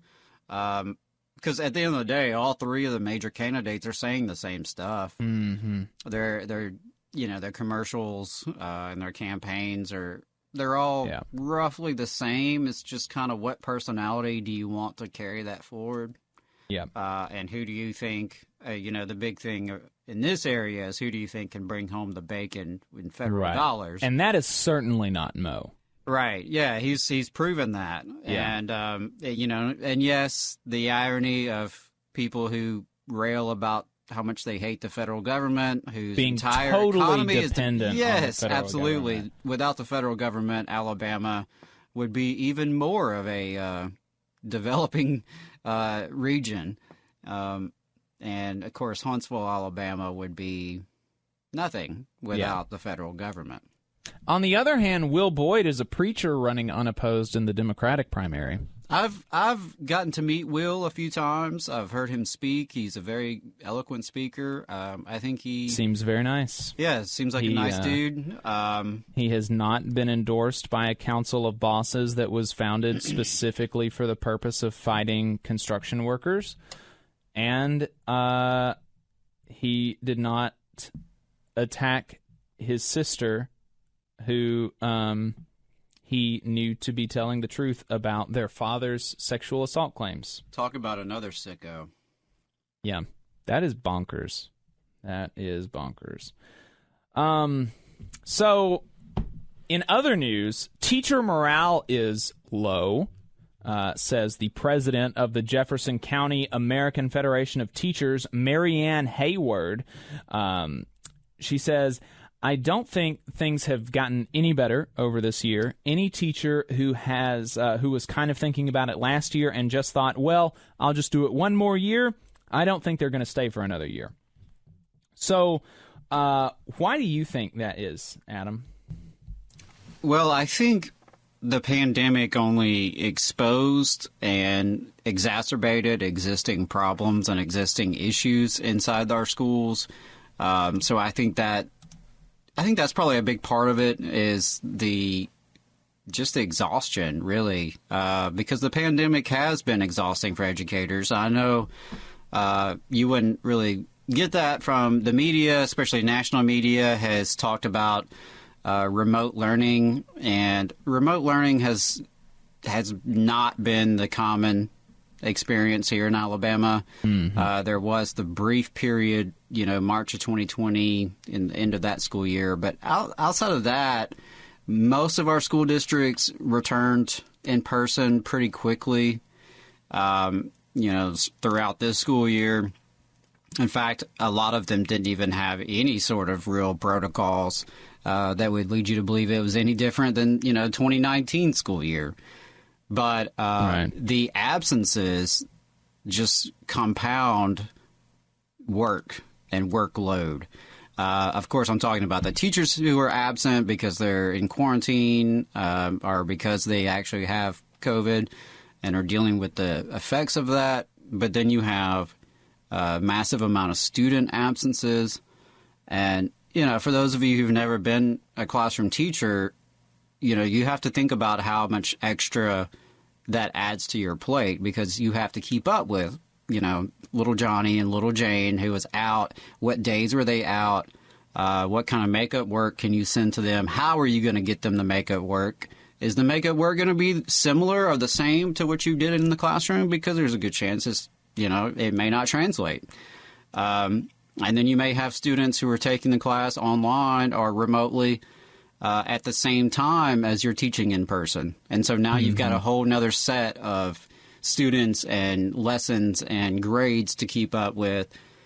And, and that's kind of getting in the weeds of it. And I think, maybe big picture wise, that's not even close to the top. But in terms of maybe why this year is a breaking point for some folks, I think that's probably it. And I mean, it's set in a context of where obviously there's a lot of stress in this country among workers of all types. Mm-hmm. People are stressed. People have lost loved ones. That's another thing that we forget in terms of this pandemic, how many people have lost people. That includes teachers. That includes teachers' families and even students in some cases. And that's all incredibly heavy to take on. And something that I know we've talked a little bit about on the show before is just how teachers and educators more broadly are expected to solve really all the problems in our society. Right. And they are sort of in a triage situation. And these kids come to them, and it's all kids. Public schools accept all kids. Now, public schools have their issues, but at the end of the day, any child, regardless of who they are, where they come from, what language they speak, how much money they have, they can get admitted to a public school, and they're going to be, given some opportunities, and there's going to be educators there who are going to do their best to try to meet their needs wherever they are. And, one of the big things that I know I've heard from educators is just mental health, and how, a lot of folks have just really, they've been struggling between the pandemic and then just, like I mentioned, the sort of exacerbated existing issues. And that could be on a personal and family level. And, of course, we know it, on a more systemic level. And so educators are dealing with their own mental health struggles while at the same time now they have students and their families who are having increased mental health issues. Right. And so, there's some concerning statistics regarding suicides among young people. We know that, of course, drug addiction is still a major issue that plagues so many of our communities. So those all just take a toll because, educators are having to wear so many hats. And just because you're great at teaching folks how to write a research paper or you're great in the chemistry lab doesn't mean that you're necessarily equipped to be a mental health professional. Right. And I know our schools have counselors, but if you haven't been in a school in a while, I can tell you that counselors aren't doing much counseling. They're doing paperwork. They're setting schedules. They're doing testing and then preparing for the testing and then doing more testing. So they don't really actually have a lot of time to sit down and counsel with students and hear about their issues and, point them in the right direction, plug them into resources. That doesn't happen nearly enough. So, I mean, I think all those things compound. And in Alabama, as we've talked about this before, we've had about 15 years of corporate education reform and privatization. And in the early part of that, some really deep austerity. So I know all the legislators are going to be bragging about this record budget of the Education Trust Fund, which, don't get me wrong, that's great. We'd rather see it go up than go down, believe me. But what's left out of that is the mention of the really, really steep cuts in the aftermath of the Great Recession. I believe the first 5 years or so, Alabama had the second highest cuts in the country. And of course, you have inflation. So between the two, a lot of these budget increases and teacher salary increases are really just making up for lost ground. Right. I mean, not even, I don't think. Yeah, so I think, and educators, like all workers, are looking around at their options. Mm-hmm. The Great Resignation is happening across industries, and we know that in Alabama and across the country, educators are paid less than similarly educated professionals. Right. You have to go and you have to have at least a bachelor's degree. You have to pass a certification process. You have to maintain this certification. And if you are jumping through all those hoops and getting all that education in other career fields and other industries, you're typically going to get paid a lot more, usually with a lot better working conditions. You can actually go to the bathroom when you need to. You can go have lunch with adults. You can do any number of things that a lot of folks take for granted. So I think all those things are just kind of circulating. Yeah. So the answer is we should privatize the schools. I'm glad you agree. Glad you agree, Adam. All right, Phil Williams. All right. As we're wrapping up here on the radio, let's do a few plugs. You can leave us a voicemail, 844-899-TVLR. That is 844-899-8857. We've got a hat. We already placed the order, but we did order several extra. So you can get yours on our website, tvlr.fm, and you can give us money at the same place. You can give us money by making a monthly donation or a one-time donation at tvlr.fm. So, folks, that is it for us on the radio. But if you find us online, you can continue listening for Overtime. We are talking to Connor Lewis about strategies for effective unionism. Adam is going to be giving us a sports labor roundup. We're going to be talking about woke anti-worker tweets and some more, so you don't want to miss it. All power to the workers.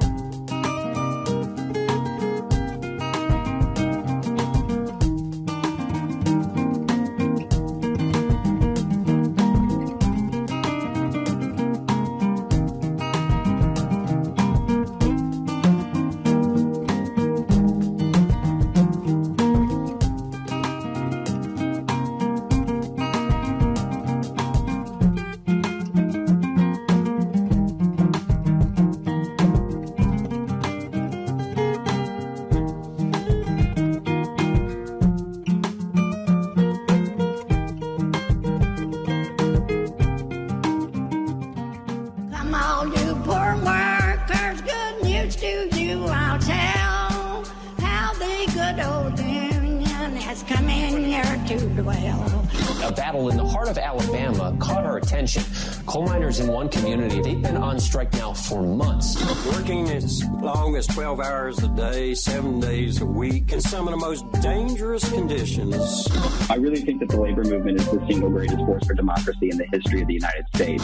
The story of Alabama is a story of not just resilience, but of militancy. I said no contract, you said no code. No contract, no contract. If we ain't all free, ain't none of us free. You're listening to Alabama's only union talk radio show, The Valley Labor Report, with Adam Keller and Jacob Morrison. Welcome back. You are still listening to the Valley Labor Report, Alabama's only union talk radio show, and we are now in overtime. We've got some good stuff for you now that we've gotten rid of those folks on the radio. We are talking to Connor Lewis about strategies for effective unionism. Adam has a sports labor roundup. We're talking about woke anti-worker tweets and more. So let's go ahead and get started. Connor Lewis is a union representative. He is currently on hiatus, I believe, still from the Labor Journalism Collective strike wave, and And he's here to talk to us about strategies for effective unionism. So, Connor, I appreciate your time tonight, man. Thanks so much. Absolutely. And yeah, the hiatus will someday end as soon as I get this dissertation finished. But yeah, what's the happy to be dissertation here. on? Oh, it is on Irish working class politics in interwar Ireland. So anyone want to talk about, Irish labor unions from 1921 to about 1939, I'm your guy. That sounds very interesting. Are you going to turn it into a book? Well, maybe. Honestly, hadn't really thought too much about it. Right now, I'm just in the get it done mode, so we'll see. We'll figure out what to do with it afterward. Yeah. Well, I'm sure you'll have a place to talk on it, talk about it on here at some point. Anyways, so I wanted to talk to you about the first thing that I want, or what I had originally brought you on to talk about was like no strike clauses and bargaining for power, and you have some really good articles on Substack about no strike clauses and how they're good, but maybe or not having no strike clauses is good. It is good to get rid of them, but maybe that takes up too much bandwidth in people's mind. But we were talking before about open bargaining before we brought you live, and I thought that would be a good thing as a preface to the conversation about no strike clauses and maybe what you could actually put in the contract, because open bargaining is like the process, and then what actually goes into the contract is like a different thing. And I think it makes sense to talk about it in that order. So open bargaining, how is that different from not open bargaining? If we say that open bargaining is like, it kind of defines itself as something different than the norm, the status quo. What is the status quo for bargaining when unions bargain a contract to work under? What is the norm, and what does open bargaining seek to make better about it? So, there are a couple of different ways that it would be approached, but the common theme that you're going to find in pretty much every union is there's going to be a smaller negotiations team. Maybe we're talking like 10, 15 people max. There's going to be a subset of that are people that are actually going to the table, and they'll negotiate back and forth.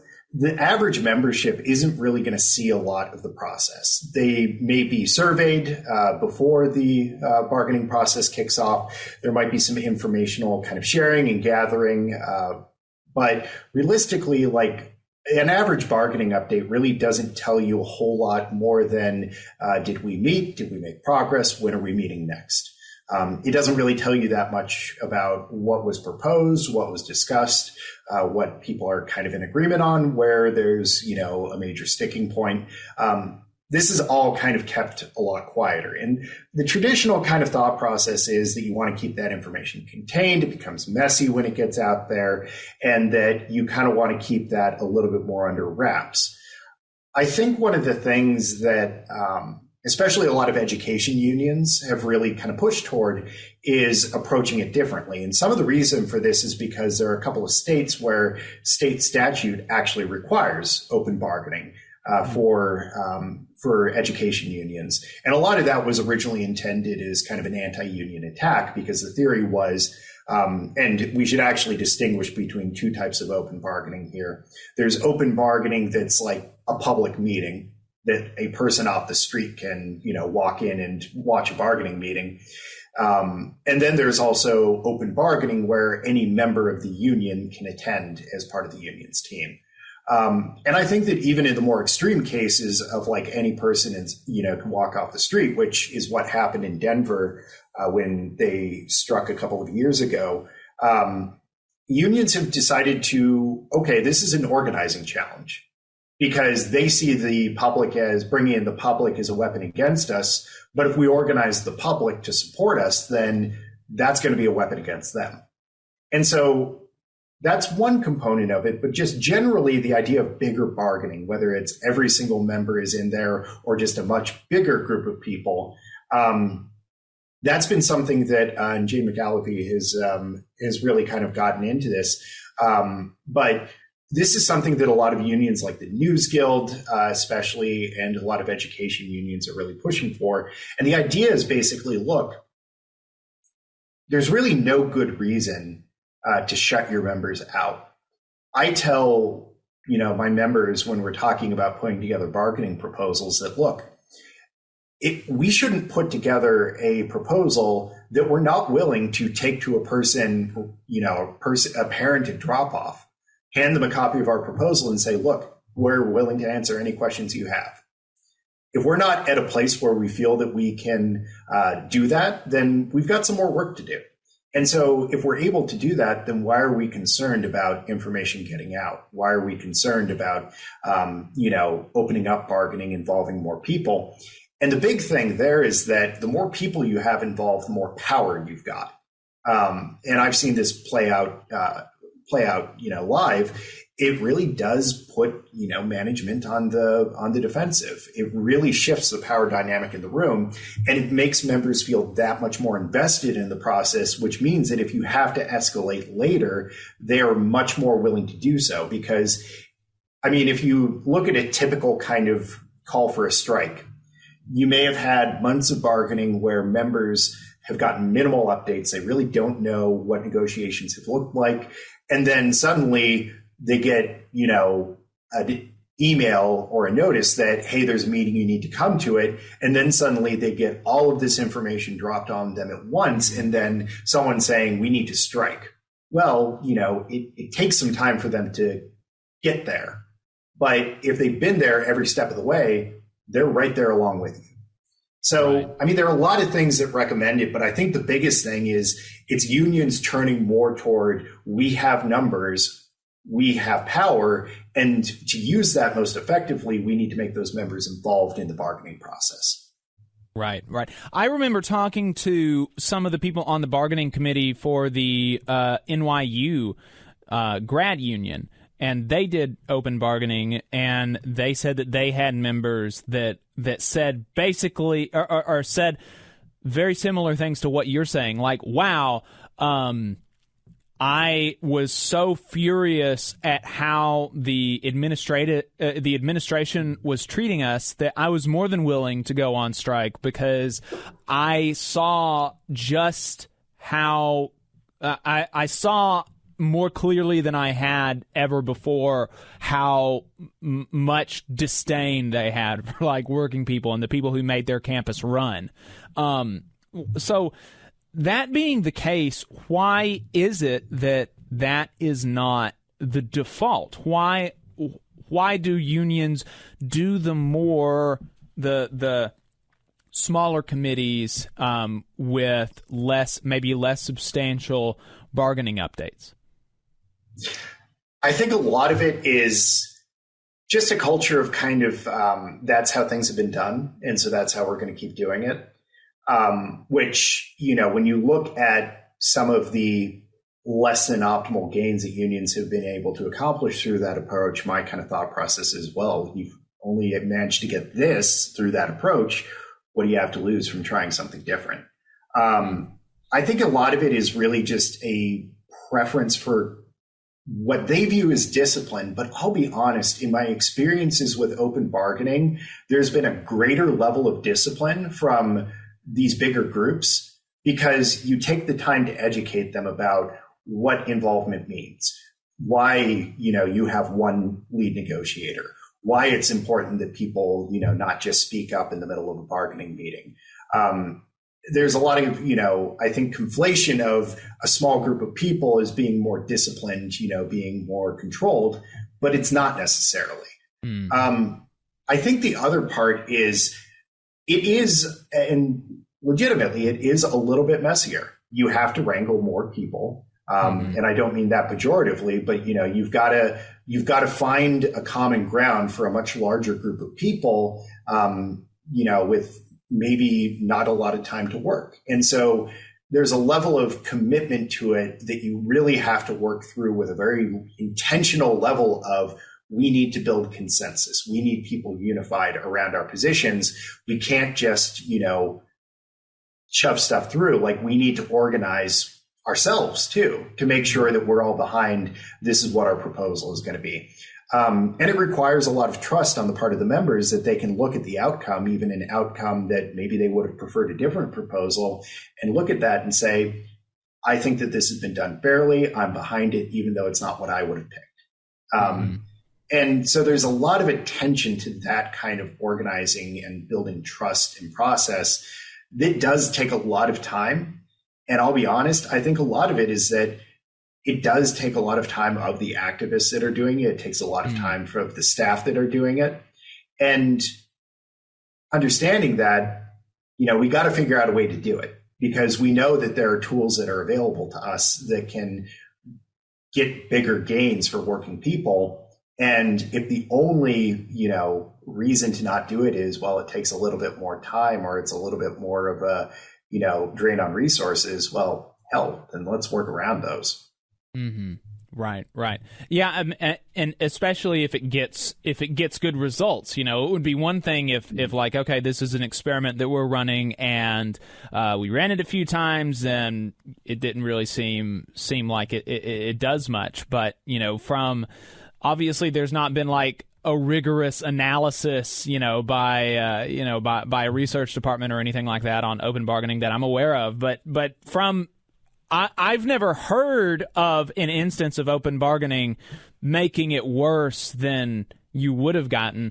And isn't there, when you're agreeing to ground rules in bargaining, isn't there something that management usually tries to get unions to do that explicitly forbids them from going into more detail about bargaining? Or is that maybe just with the media? So it depends, but yeah, there usually are. It ranges from like a full-on kind of gag rule, or ground rules about going public with the media. One of the things that, and unfortunately, I think a lot of unions, rather than fight over ground rules, just kind of go along with it because they don't want to expend that much energy on the front end fighting over something that they feel they can live with. But my thought process, and every rep I've ever spoken to, has been clear: never agree to ground rules, ever. They're permissive subjects of bargaining. You don't have to agree to them. And if they if they refuse to meet because you're not agreeing to ground rules, then that's a refusal to bargain, and it's an unfair labor practice. So they can't play that game, and they can't decide, who's on your bargaining committee. So, I mean, realistically, if they get upset that you're bringing, 50 people with you, just say, look, they're all members of the bargaining committee. So deal with it. So that's the big thing, is confidently understanding that when you do this kind of open bargaining approach, those are the kinds of pushback that you immediately get from employers. They want to get bogged down in ground rules, or they want to start saying, no, you can't bring that many people. But oddly enough, there really is no legal leg for them to stand on there, which is unusual, because usually if, bosses want to do something, they can find a legal, argument to make it happen. But they really can't stop you from trying to bargain with, whoever wants to attend from your membership. So, but yeah, I mean, just in general, ground rules are never, something that unions should agree to, and they're not obligated to agree to them. Mm-hmm. That's pretty neat. I didn't realize that they were that would be a course of action that a union could take, the filing a ULP for refusal to bargain, because ground rules are subject to bargaining. That's pretty good. That's awesome. Yeah.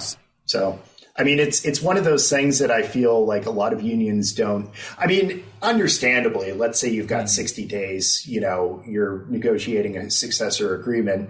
Do you want to spend 2 or 3 weeks fighting over ground rules? A lot of unions decide it's not worth it, but I think that it is worth it, especially that first time when you say no. The next time you're not going to have to fight about it probably. But that first time, it's worth it drawing a line in the sand and saying, no, this is not how we're going to do things. Mm-hmm. Yeah, just take the time and, even if it's frustrating. Have you ever seen membership pushback again? Have you ever seen employers utilize membership to push back against a refusal to agree to ground rules. You know, I could imagine maybe a scenario where an employer says, oh, look at how belligerent they're being. They're not even agreeing to ground rules. They obviously don't care about your raises or whatever. Have you ever seen an attempt to deploy that, or a successful deployment of that? I've seen employers try to play that game, trying to portray the union as being confrontational for trying to, stand its ground or to negotiate things in a different way than have been negotiated. I've never seen it be successful. And I think that the big thing is, especially with open bargaining, to members, when you explain it to them as greater transparency, greater buy-in in the process, making sure that more people are involved, that makes a sense to them, pretty much immediately. The only people that you get pushback from are people that have bargained for a long time, and then you're telling them to do something different. But for the average rank and file member, it makes sense. And then, so when you get that pushback you could see how it would make the boss seem like the bad person for like being scared that you will see them in negotiations. Right. Yeah, and I think so what I tell folks is that, look, realistically, they control what they say. And if they're scared of what they're going to say, then that's a them problem, to be honest. We can control what we're going to say. And I always, tell folks, look, we're never going to be the people to make it negative. We're never going to be the people to, start off pounding our fists on the table. If that's a place we end up going, then that's a place we end up going, but it's not going to be because that's where we went. And so that makes it very difficult for management to portray it as the union is being unreasonable or aggressive. We're just not rolling over. We're being reasonable. We're justifying everything. We're just not rolling over, which is really what they're trying to say when they say that the union is being unreasonable. Right. Of course. So then now we've got that out of the way. We've said no ground rules. Screw your ground rules. We've said we're doing open bargaining, and now we are talking about the contract. The no strike clause has in the last couple of years gained like an increased relevancy, and it's more of a household name among at least union activists than I think it has been. And you've been in the game, longer than I have, so you can tell me if this perception is right. But it seems to me like there's been more conversation about the no strike clause than there used to be. And, we've had, Sarah Nelson, Cooper Caraway, labor leaders. And, of course, the IWW has always had a ban on no strike clauses in their constitution. And so,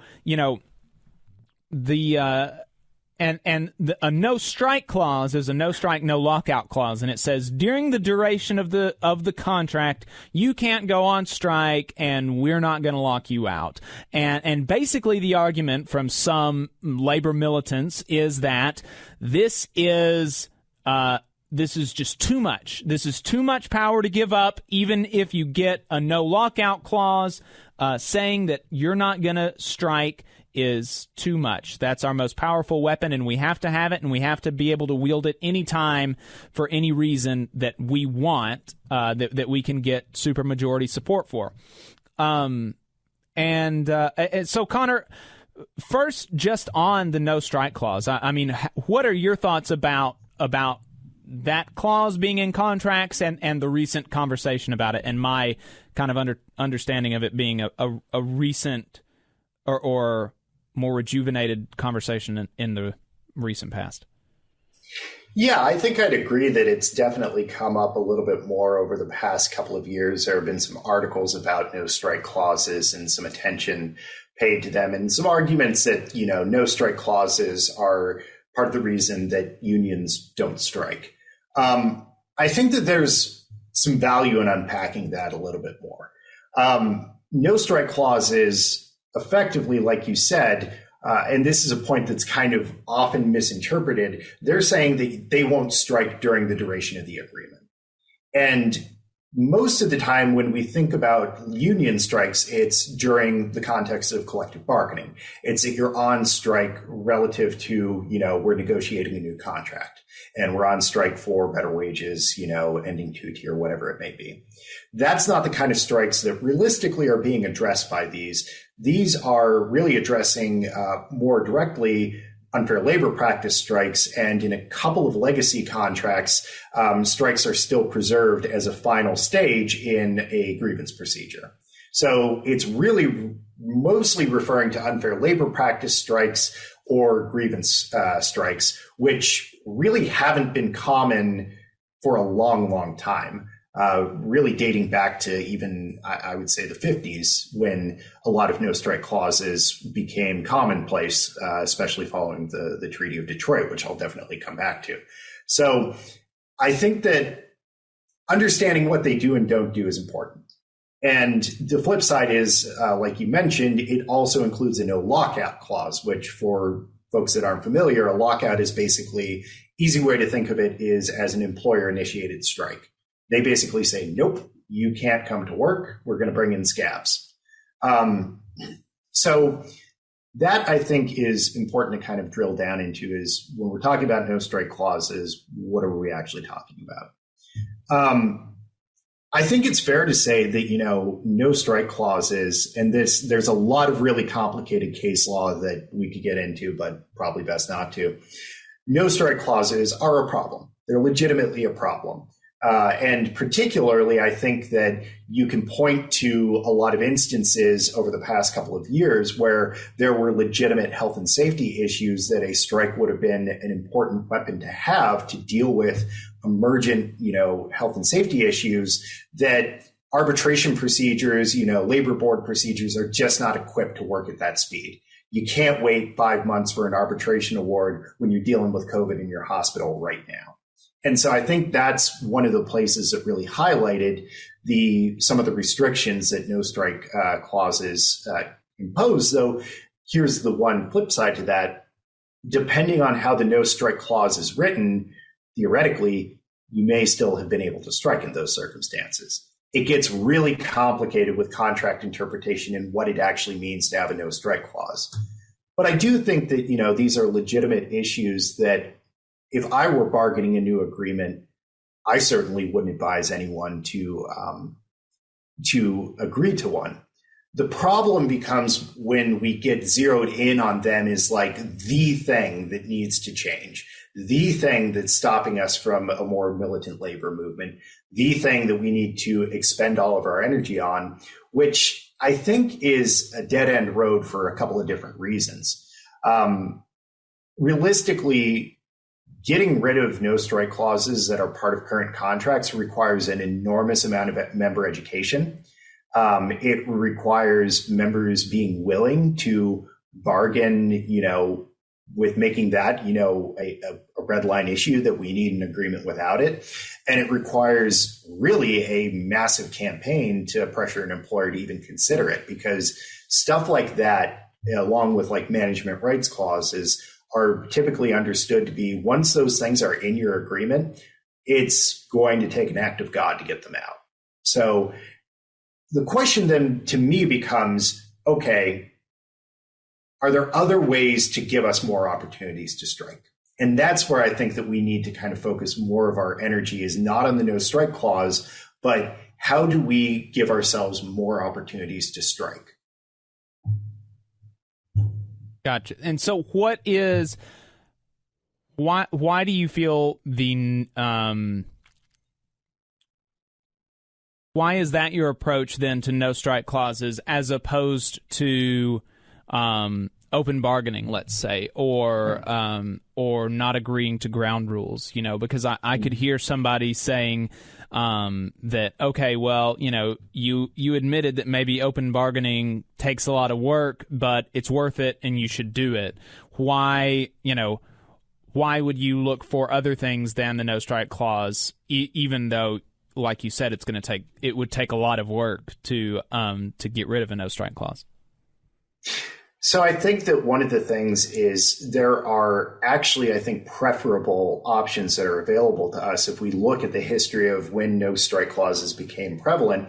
That realistically, I think that we need big strikes. We need big strikes that have, that shut down a plant. And we need those strikes to be centered around increasing standards for working folks. We need strikes built around demands for increased wages. We need economic strikes.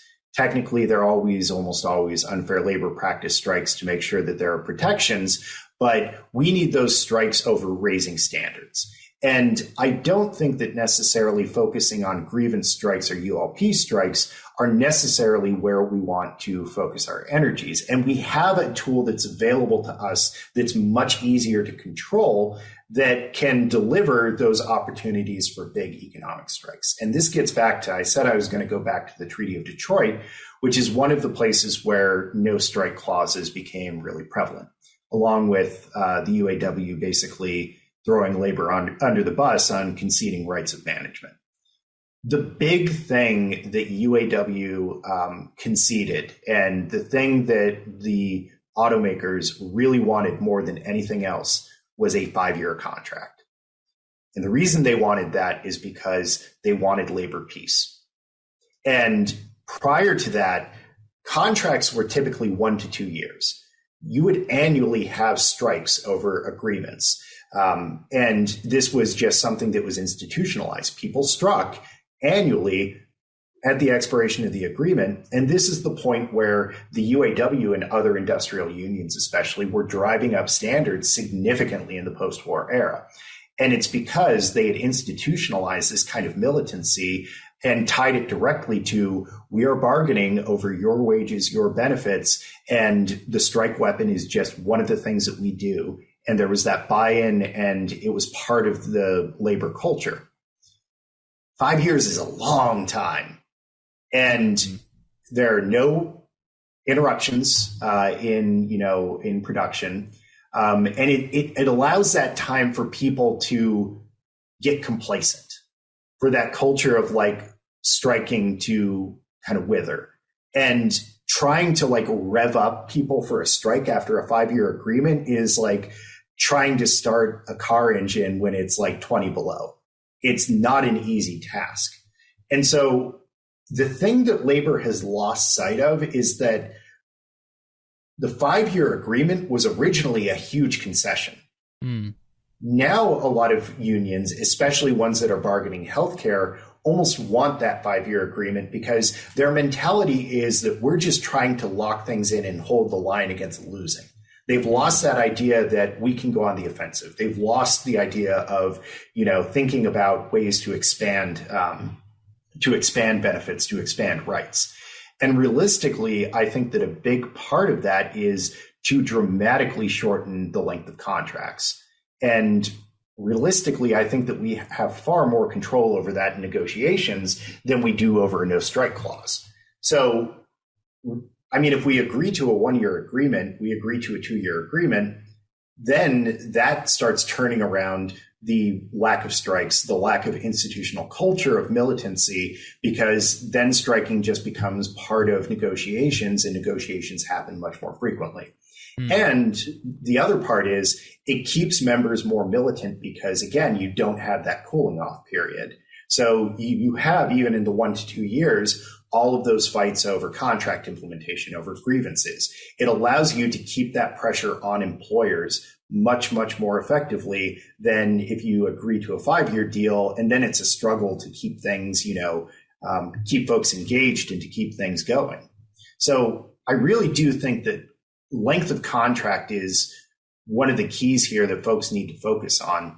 And this definitely is not a shortcut of any way, really, so much as a strategic kind of alteration, because, I mean, to be honest, tackling length of contracts offers more opportunities, and it also takes more work, because keeping, a local bargaining that frequently, that's a lot of work from members. It's a lot of work from staff. But I think that the potential payoff is way one, I think it's actually more achievable, even though it has more work involved. And two, I think it promises to pay off a lot more.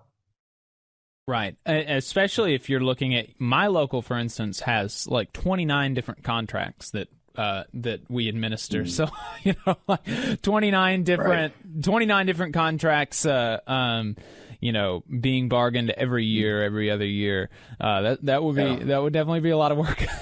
Yeah. And this is where I get on my industrial union soapbox. Thanks. That teed it right up for me. Labor, and this is a huge problem. Labor has, in an attempt to just keep organizing, started aiming for the smallest possible bargaining unit they can just get over the finish line. And like the average unit size, and I mean, there are other things as well, the average firm size, like you don't have like the River Rouge plant anymore that was like massive. But I mean, there definitely are ways to organize more and to organize bigger than we're organizing right now, to, take 3 hospitals in the same, chain instead of, one contract, make it a master contract, things like that. Right. Taking industrial unionism is the answer here. Yeah. And yeah, because I mean, if you've got 30 bargaining units that are all a couple dozen people, where's your leverage there? Where's your capacity to be able to actually bargain those effectively? I mean, that's I will a ton say of small little fights. I will say, in defense of my local, we represent 11,000 workers. So that is fair. Our bargaining units are not dozens of people. But right. Point. I'm speaking from I'm speaking a little bit more from my experience, where I do have bargaining units of dozens of people. So yeah, that would be absurd to bargain a contract for like 12 or 24 people. That seems, especially if there's more people that can be bargained over. So, okay, then how would you retort to an employee who maybe management has talked to that says, I don't want to strike every year. That sounds terrible. No, thank you. Get me good benefits for 5 years, please. What would you say to that? So what are the benefits that you're going to be able to get? I think there are a couple of different things to raise. One, when you're bargaining over healthcare, realistically, you're not talking about good benefits over 5 years. You're talking about benefits that don't get worse. And I think that's a shift that we need to get folks thinking about, because the common consensus is healthcare doesn't really do anything but get worse. There's no reason that has to be the case. And so I think that pointing out that, look, if we keep doing things the way that we're doing it, the best you can accomplish is you're going to maybe keep your health insurance the way it is right now for the next 5 years. Is that enough? If you're paying $50, out of pocket for a copay, is that enough to keep it at $50? Or would you prefer to pay $25 or to prefer to pay $15?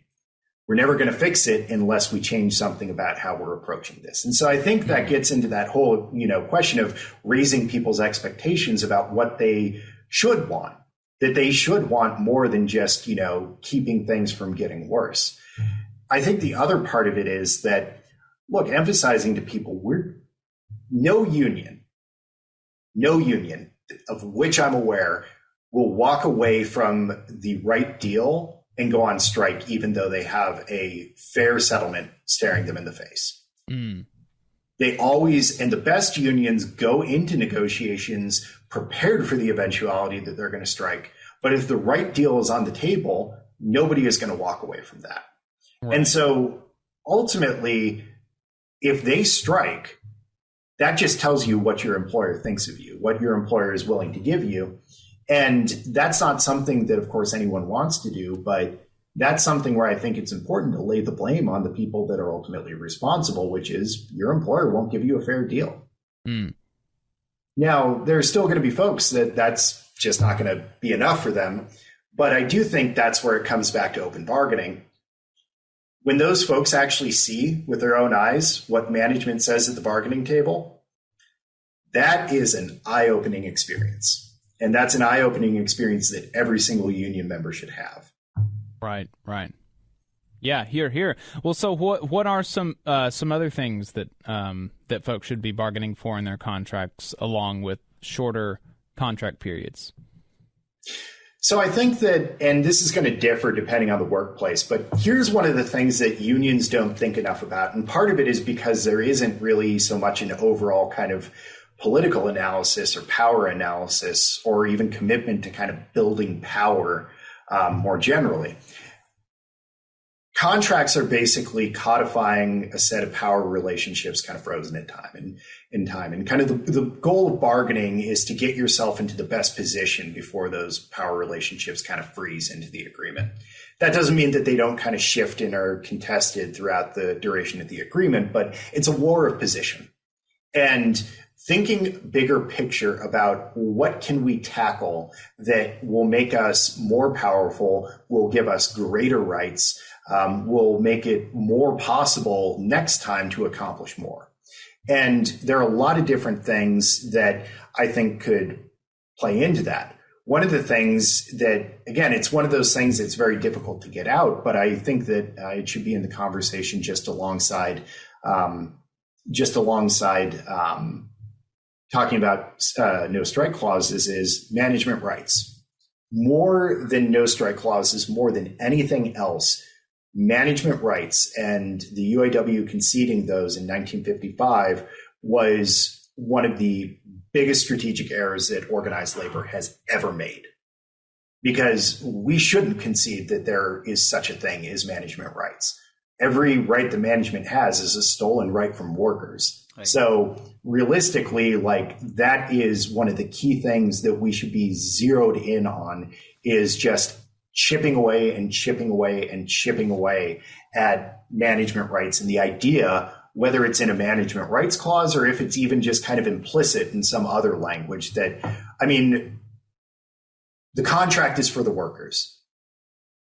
The contract is for the workers. It's not there to protect management rights. It's not there to give anything to management.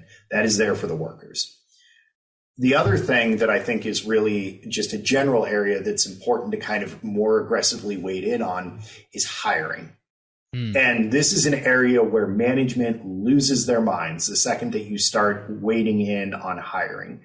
But this is one of the key things that is really something that workers need to have more control over, is who's getting hired into the shop. And particularly a lot of unions that are addressing discriminatory hiring practices, that's something you got to bargain over, that management is just not going to concede on that right unless you push them to.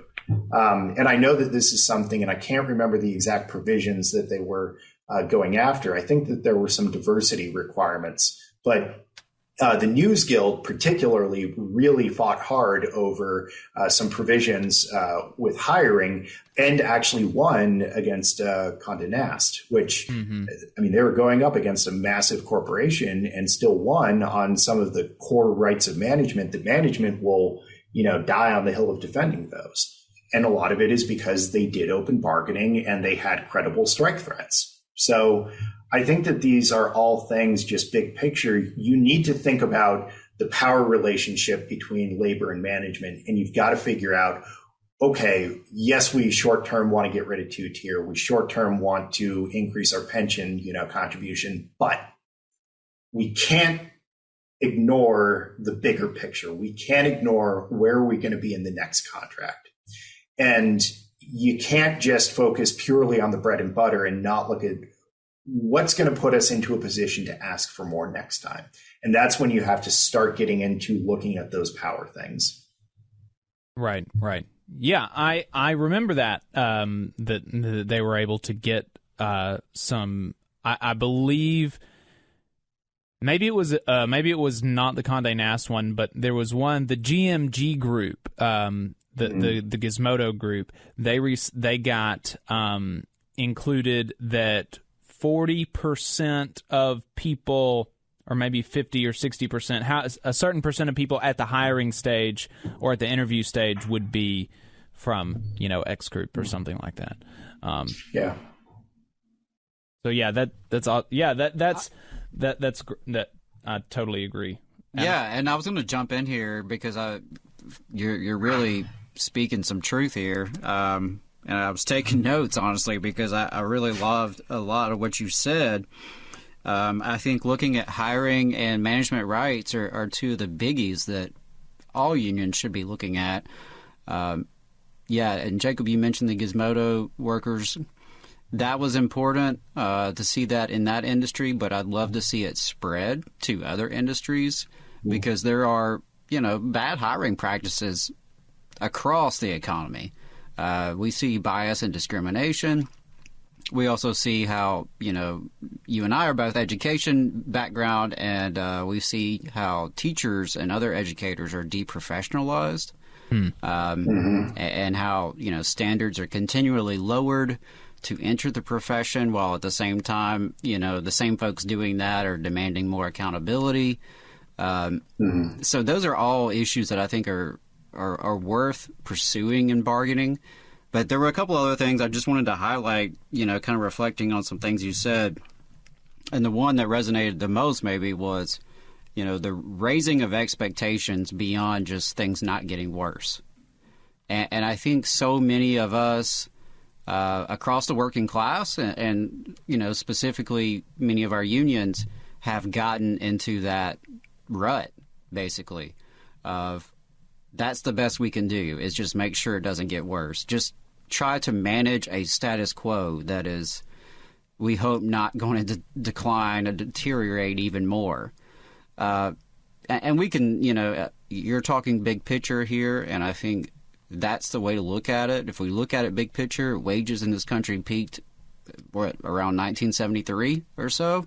About 50 years of decline we've been seeing. So obviously that strategy is not working very well, not on any big scale. I know it may be working for some unions and some locals, but across the economy, it's definitely not working for us. This idea of just try to hold on to what we have.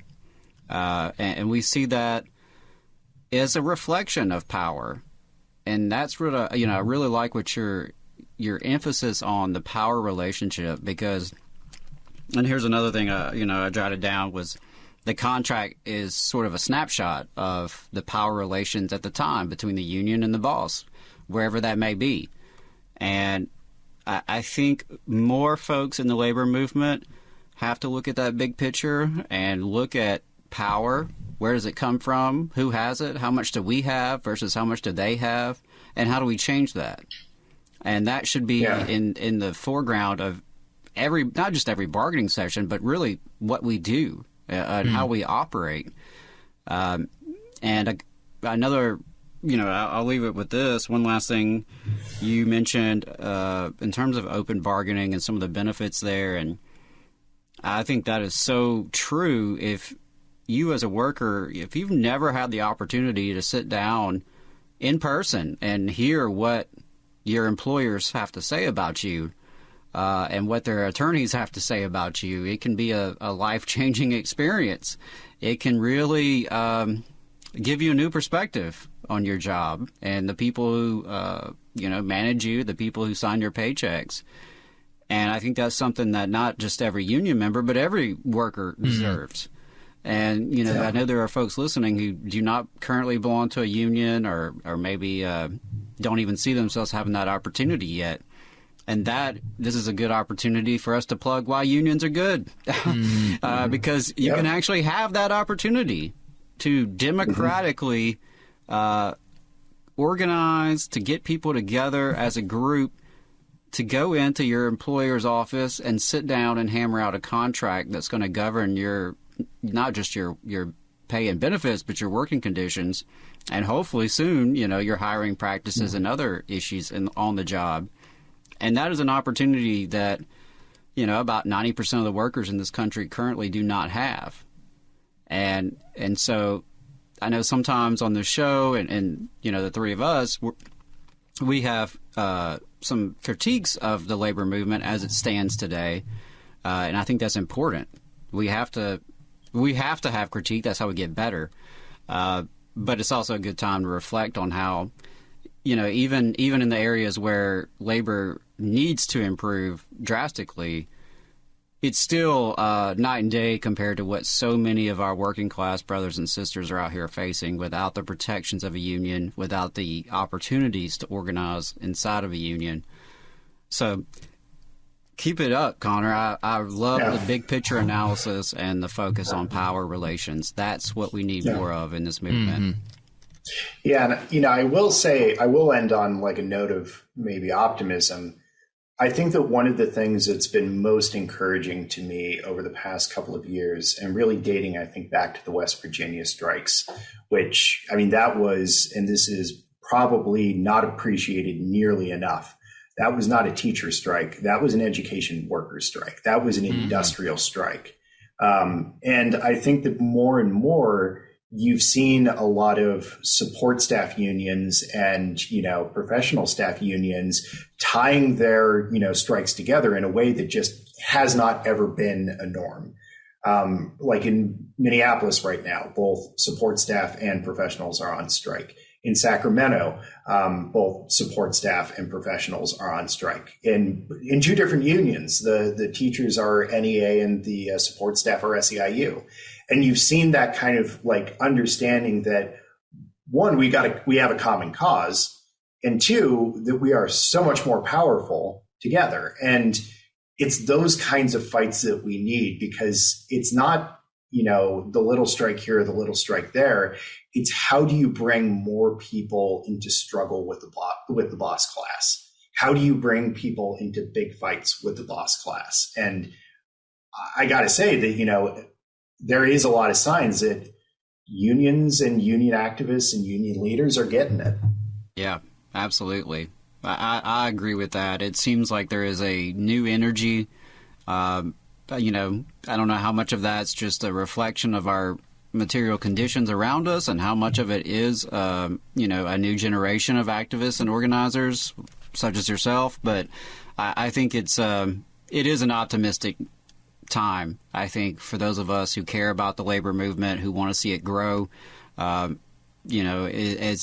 daunting as the numbers look every year when they come out, if you set that aside for a sec and take a look at the energy and phenomena like you're mentioning, the solidarity between certificated, college-educated, professional workers with the more blue-collar workers or pink-collar workers, however you want to call them, seeing that sort of joining together, realization of their collective strength, I think that is a pathway forward, and that's what we want to see more of. Yeah, the Teamsters sent full-time staffers for like a month or two to support the RWDSU campaign, and you could see, and in a certain lens, you could see the Teamsters and RWDSU as in competition for organizing Amazon, but instead they're cooperating to organize Amazon, and that's, I don't know, that's pretty cool, I think. Absolutely. Yeah, for sure. So, Connor, thank you so much for your time. Definitely going to get you back on. Looking forward to talking to you again sometime. Yeah, let's talk about Irish politics someday. Yeah. Oh, yeah. Oh, you're going to have to book off a lot of time for that. All right. Thanks, Connor. I appreciate it.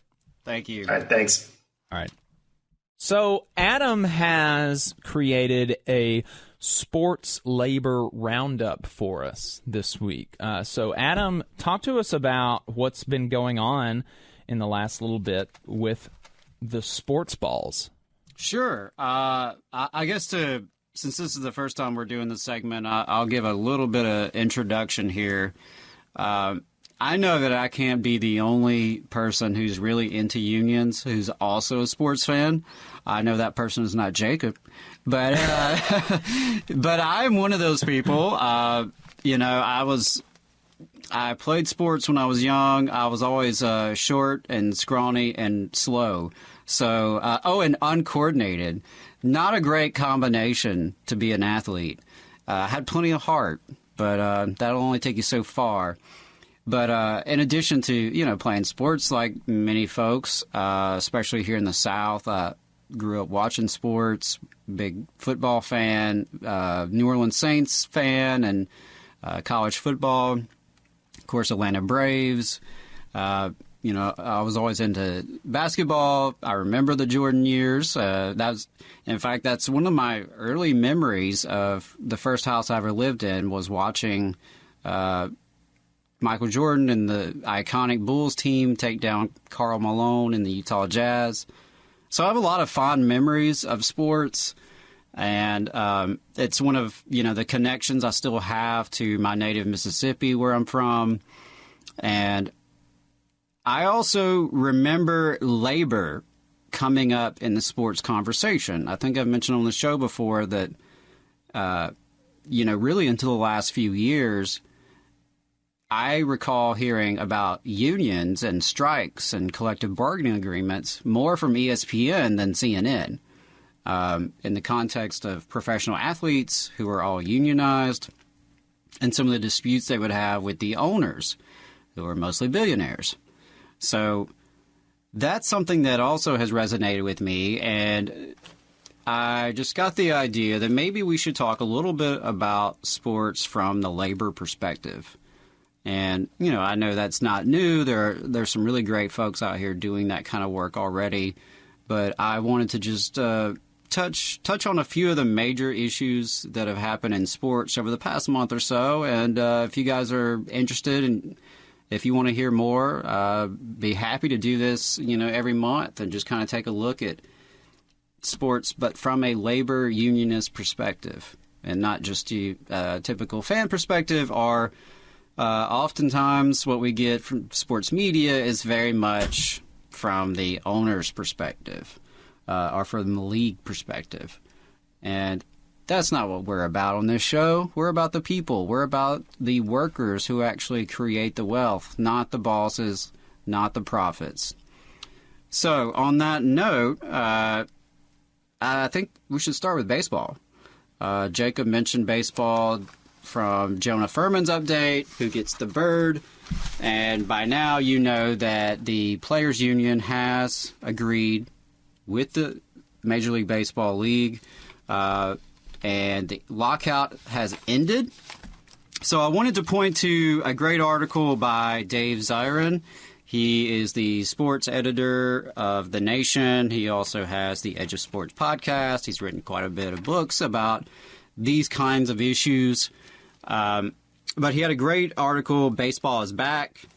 And a couple of things that he mentioned in there that stood out to me. Some of this we actually covered previously on the show. We did do some analysis of the profits of these teams and the salaries of these players. So if you missed that, check it out on YouTube or Spotify, wherever you find us.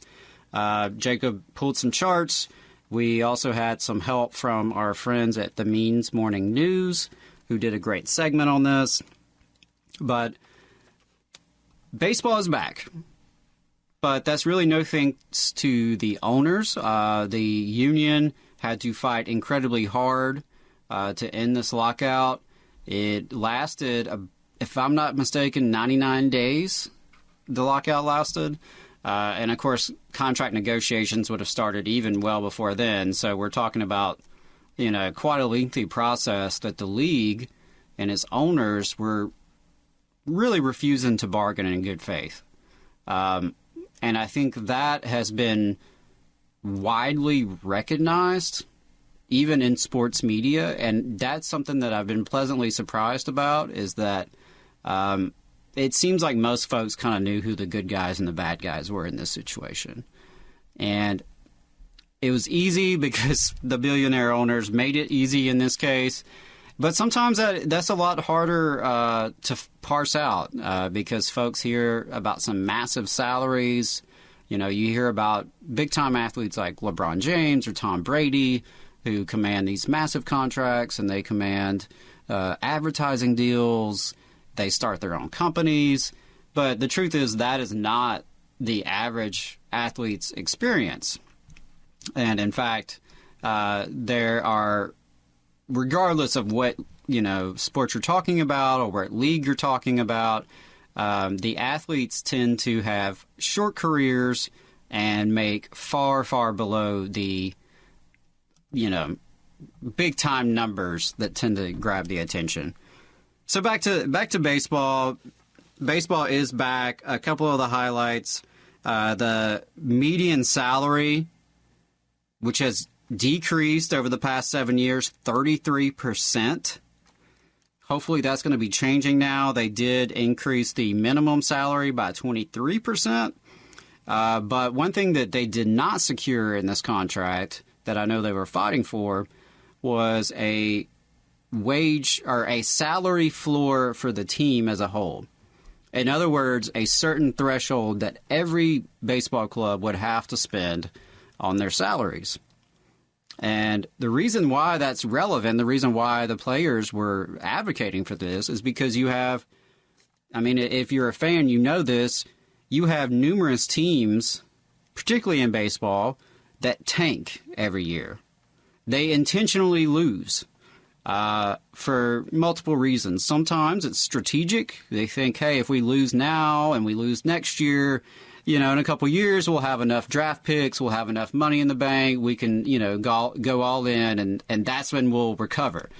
You know, occasionally that works, but more often than not, you have teams who are just saving money on salaries while still raking in big bucks, and the fans get a pretty crappy experience because their teams are always losing.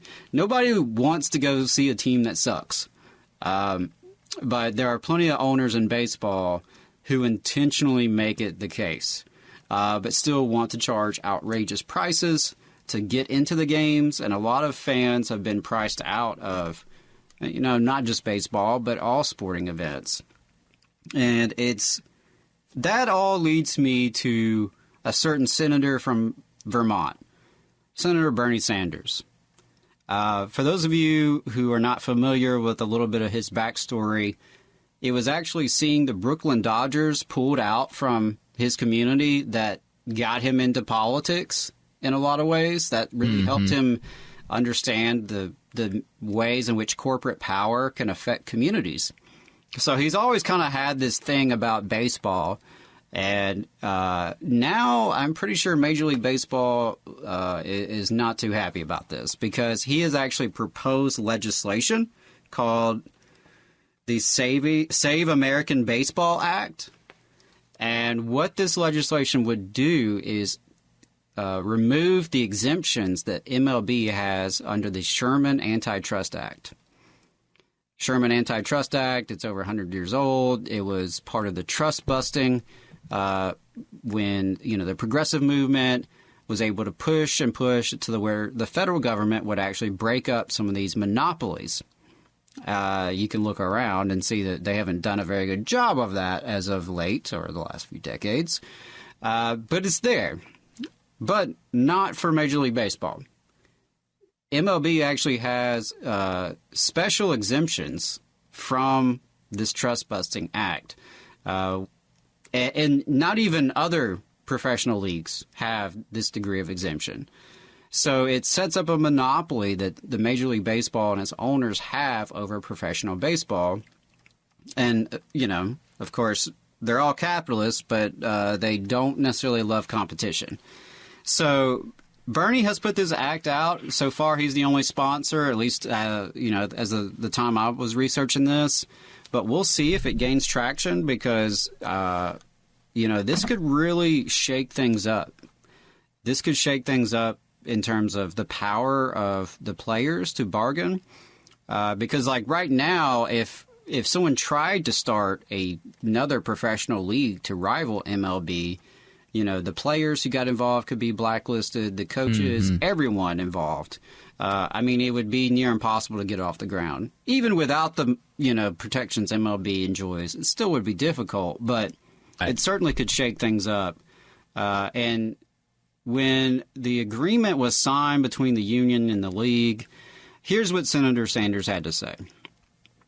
These are baseball oligarchs who negotiated in bad faith for more than 100 days in a blatant attempt to break the players' union. These are baseball oligarchs who, over the last year, eliminated their affiliation with over 40 minor league teams, not only causing needless economic pain and suffering, but also breaking the hearts of fans in small and mid-sized towns all over America.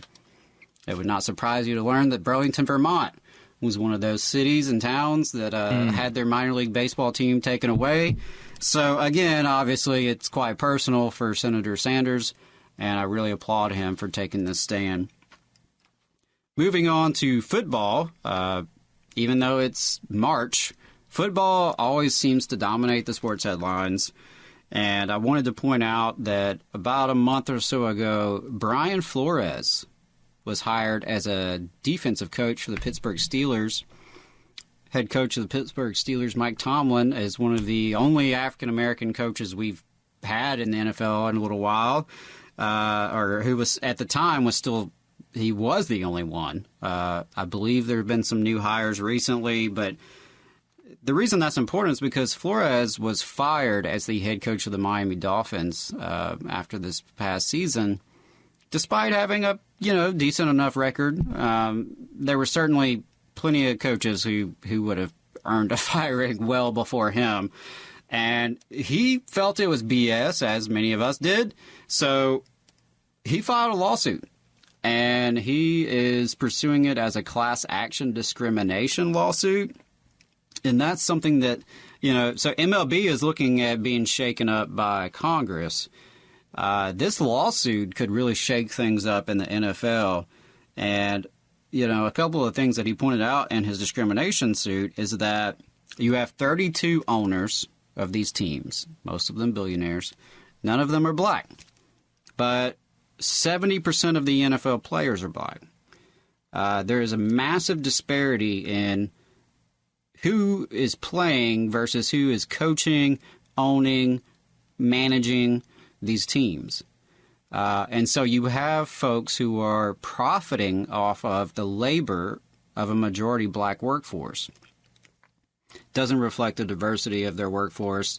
Now, personally, my opinion would be much better if these teams were publicly owned by the people, by the communities in which they rest. As it is, they are by and large privately owned, but publicly subsidized.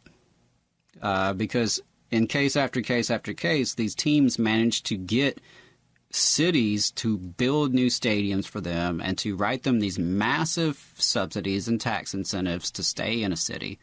But all that aside, it's clear that there is a issue with racism and discrimination and bias inside National Football League. And my hat's off to Brian Flores for being willing to take a stand, because he's acknowledged that this may mean he never gets to be a head coach ever again. So I applaud him. Good for Flores for taking a stand. We'll see, what develops out of that. But it's hard not to see how obvious this is in terms of coaching and in terms of who actually is making the big bucks in upper management of these teams, while these guys are out here putting their bodies on the line, shortening their lifespans. And just like in baseball, the average player is having a very short career, much, much lower salaries than what, a Tom Brady or Aaron Rodgers can command. And on that note, sticking with football, I do want to mention Deshaun Watson, former football player for the Houston Texans. He was a outstanding quarterback, very well regarded. You may know that he has not been playing for the past year or so. He is facing 22 allegations of sexual assault and misconduct. He's got quite the laundry list of lawsuits facing him, but it was just announced today that a second grand jury has declined to press charges on him. A few days ago was the first time a grand jury declined, and so that was sort of taken as an opportunity by the league to rehabilitate him, to get him back into the game, and teams, and even my beloved New Orleans Saints went after him to try to get him. So Cleveland Browns have given him a contract guaranteeing $230 million. It's a pretty massive contract, even for a quarterback in the NFL. Now, like any good unionist, I believe in due process. He has not been charged with any crimes. He's not been convicted of any crimes. And so I would like to see due process for Mr. Watson. He deserves it, just like we all do.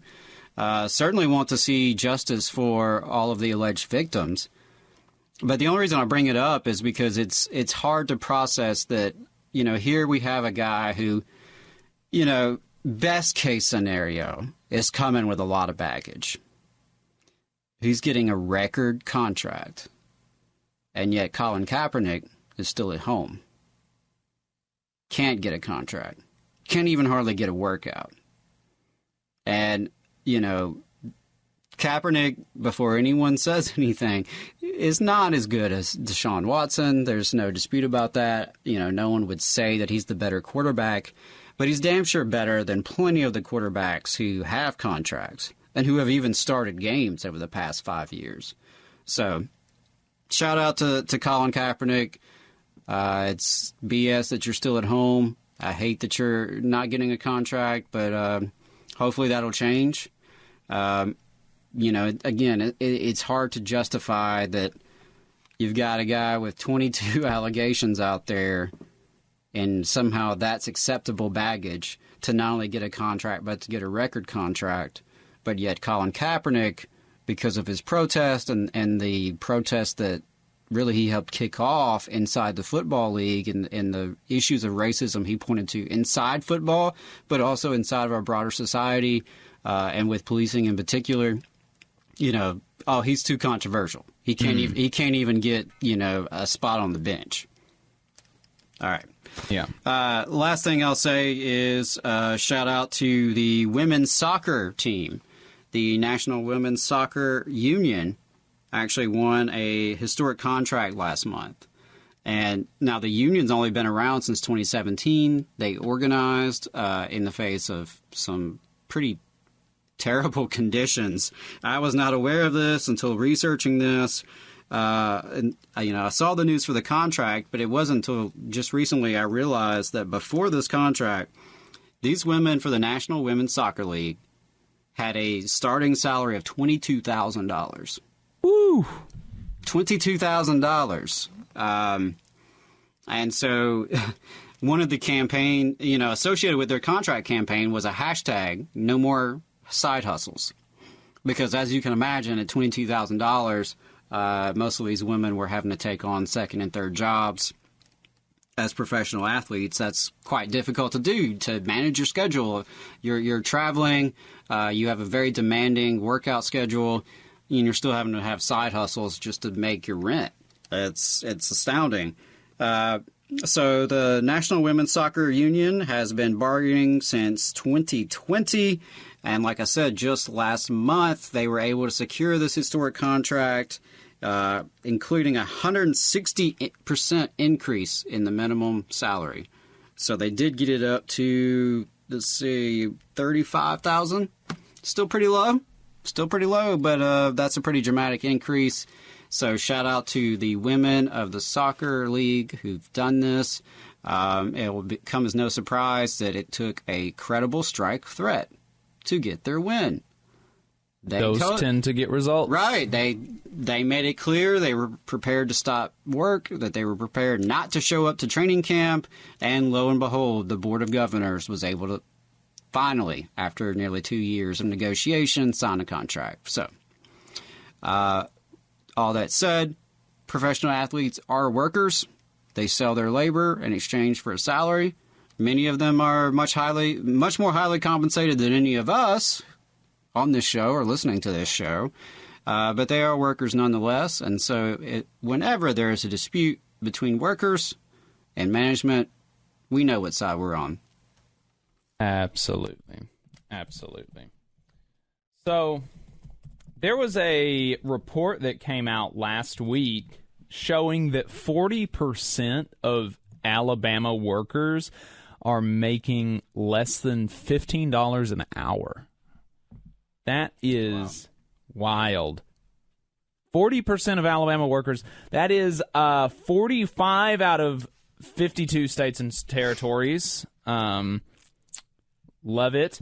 61% of Hispanic workers, which puts us at 47 out of 52 states and territories, and 58% of black workers make less than $15 an hour. Raising the federal minimum wage to $15 an hour would benefit almost 1 million workers in Alabama, like directly. That's not to say anything for the people that would be indirectly benefit from the minimum wage being raised, because the salary for would have increased, so they'll get raises as well. And man, the minimum wage is really, as a topic of discussion, has really kind of, I think it's insane because everybody, most working people support raising the minimum wage from $7 an hour, which is, $7 an hour. $7.25. I think it's how long it's been since 2009. 2009. Yeah, that was the last time. Everybody supports it, but for some reason, the people who run our country do not. And so, we just don't talk about that anymore. And so, sometimes I do legitimately forget that, there are actually people that only make $7 an hour in this country still. Less than that as a tipped wage. Yes. Yeah, and we'll talk about that in the next segment. Right. But the thing about Alabama, and I'm sorry if I'm stealing your thunder here, but Alabama made it illegal for cities to raise the minimum wage. It did. And if you cut back a few years ago, I was involved with the Raise the Wage Huntsville campaign, and we had Raise the Wage campaigns in Tuscaloosa and Mobile, Birmingham, really all the major metros in the state. And there were a lot of great people working on these, and we were making progress in a lot of areas, building a coalition. And, it felt like just as soon as we were making progress and got momentum, the state legislature intervened. Birmingham passed a local minimum wage increase to $10.10 an hour, I believe. Mm-hmm. And it was like as soon as our movement was successful in one area, boom, that's all it took for the legislature to stamp that out. And oddly enough, then I was involved with the monument removal campaign, and the legislature did the same thing there. Yeah. To prevent cities and counties and other jurisdictions from removing Confederate monuments. So, again, this is a common theme on here with Alabama politics, but they love to talk about small government in Montgomery. But anytime you actually try, they are happy to use the power of the state against cities and counties. Oh, yeah, absolutely. If you dare try to help people, that's all it will take. So, and by the way, for anyone keeping score, our illustrious mayor of Huntsville, Tear Gas Tommy, he was not a fan of raising the minimum wage. Oh, no, of course not. Now, at the time, that came as quite a shock to a few folks in the community, but I don't think it would be as shocking now. Probably not. No, it's he's shown his true colors more than once in the years since that campaign. I mean, the law isn't the only way to raise wages for working people, and we talk about the other way to do that. That's the whole show, right? But politicians stand in the way of working people organizing as well. It's a tough row to hoe whichever way you go, for sure. Whether you try to raise the minimum wage or whether you try to organize a union, you're going to have stiff opposition. And, right.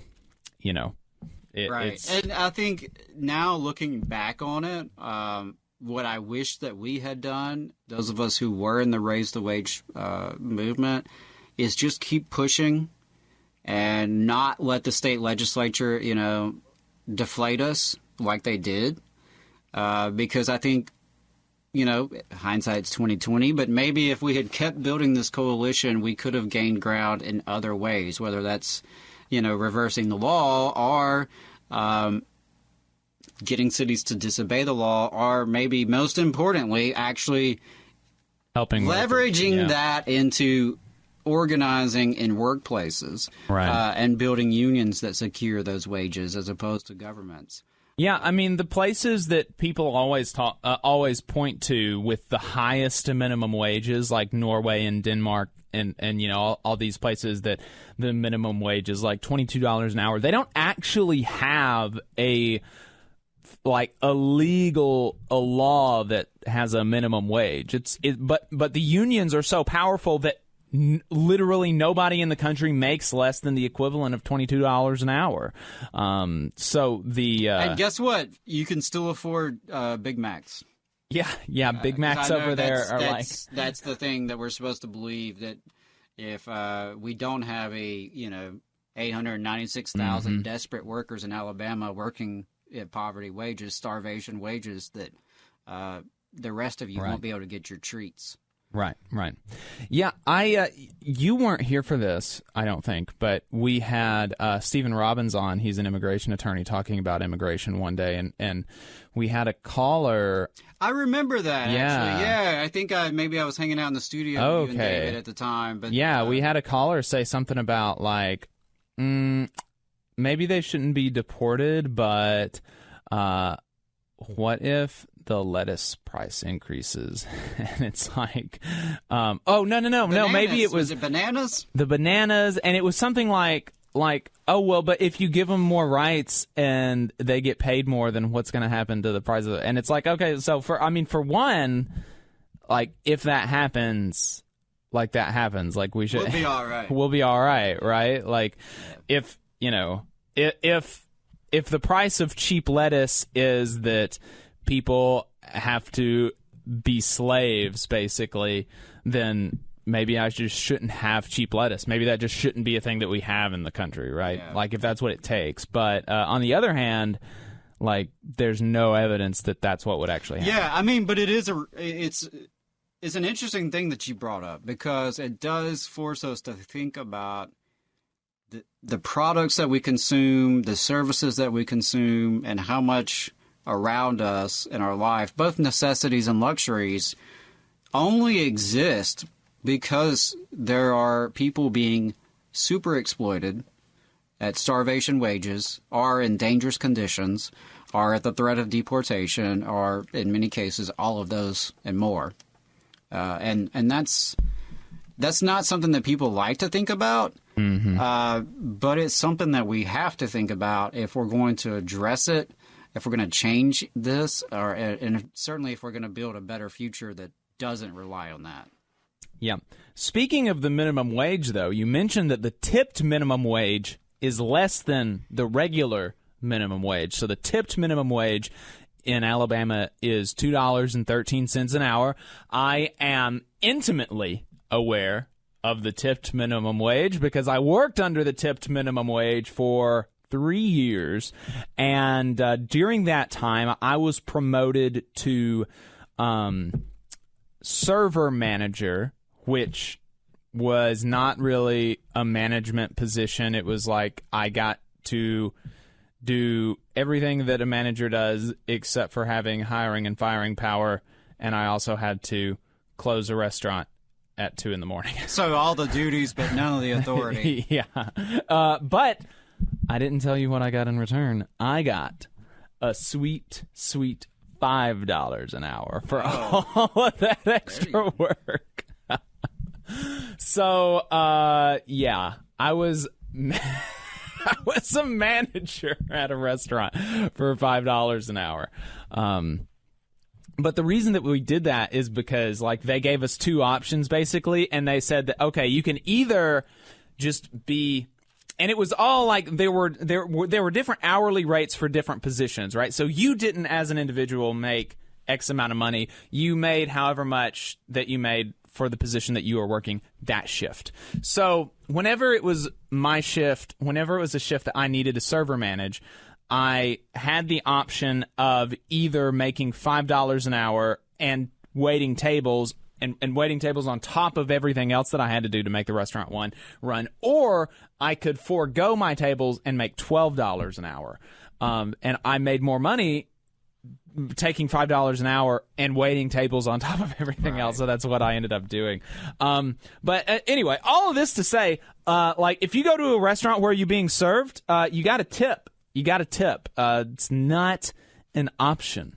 Okay, it's not an option. You have to tip, and you have to tip 20% at least, because if you don't, you're basically saying like, oh, they deserve a pay cut or something, and that's just not how.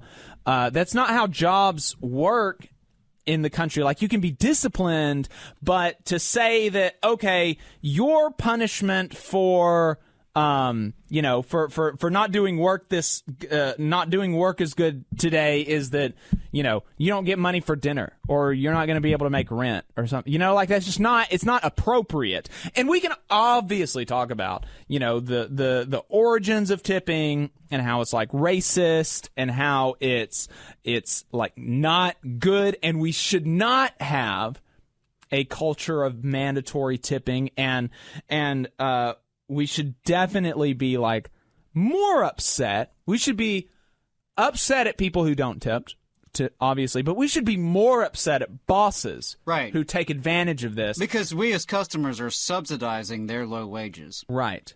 But, our individual consumption isn't going to change anything.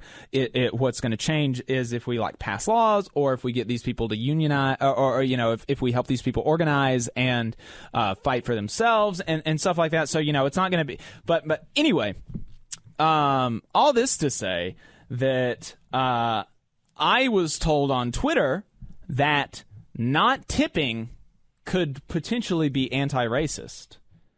So what? Yes.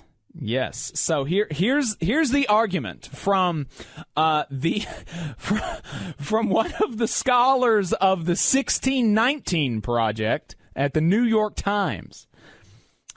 Her tweet said, "Tipping is a legacy of slavery, and if it's not optional, then it shouldn't be a tip, but simply included in the bill.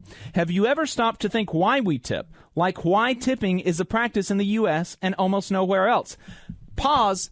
As a server, yes, I have thought about that, and you should still tip while being upset at all the BS that makes it the way that it is, but that does not absolve you, like a literal millionaire, of tipping. That doesn't absolve you of tipping. Like the structure that we live in is bad, yes, but you still have to tip.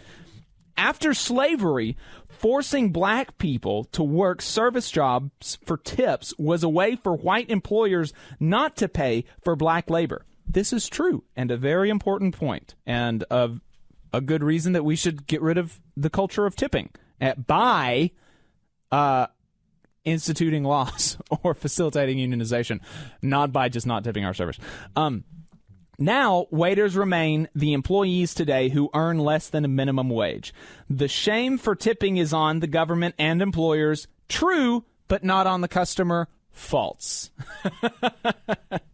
It should be more on the former two, but you should still be shamed if you do not tip. Just like, although being a scab is worse than not tipping, obviously.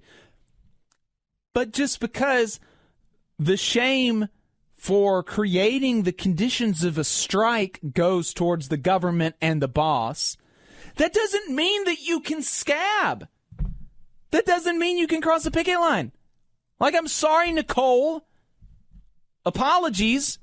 Doesn't absolve you. So, quote, "I tip, and if I don't tip, I leave a note as to why." Ooh-wee.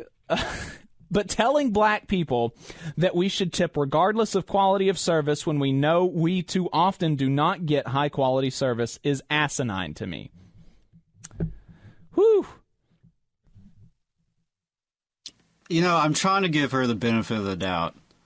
I really am. I'm trying to give her the benefit of the doubt that, like, if she's saying that, hey, I go to a restaurant and the folks serving me are, bigots, and it's obvious, the way they're mistreating me or the way they're being, maybe you hear certain things from them. Mm-hmm. Okay, I can understand that. I get that totally. There are obvious, there's obvious, any rule is going to have exceptions, right? So let's say, for instance, during Jim Crow, there were white-only unions. Am I going to get even, a little bit mad at black people crossing the picket line of a white union during Jim Crow? No, I'm not. I'm not. If, these people, the people in the white union, decided not to extend, purposely, as a function of their organization, to not extend their solidarity to their black brothers and sisters. And so, I don't think that they have the expectation that it gets extended to them. Right. But, look, if a waiter comes up to a black person and is yelling at them get out of my restaurant, you N-word, we don't like your kind here. Okay, I'm not telling you to tip this person, okay? But she said, quote, I have been utterly disrespected at restaurants, ignored, rudeness. Nope. I'm sorry, Nicole.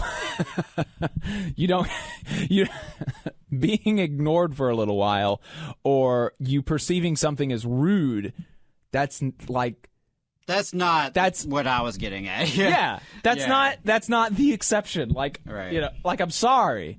I have been things happen and you get ignored sometimes. I have been ignored. I have had to wait. I've been at a restaurant one time where I had to wait a literal hour for my food at a restaurant where that wasn't the expectation. It was a fast casual restaurant. I can't remember what it was. But things happen. Things happen. And the person who is responsible for that still deserves to eat.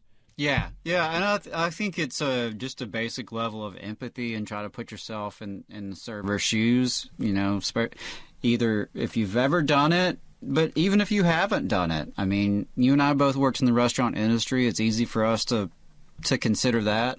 My wife did too at one point. So we always tip well because we know what it's like to be servers. We know how stressful it can be. We know that oftentimes, whatever issues we may experience as that diner, or as the customer, it's likely has very little to do with the server themselves. And even if it does, maybe they're having a bad day, or maybe they were not that great at it. I wasn't that great as a server. It wasn't my thing. Again, that doesn't mean that they don't deserve to walk out of there with enough to eat, with enough to pay their rent. And no, it shouldn't be on us customers to have to subsidize that. But, for now, that's what we have. And it's a little weird to see this argument from her. And I can't help but also reflect on the fact that as a, well-renowned scholar and writer for the New York Times, I'm guessing she's got enough money to tip.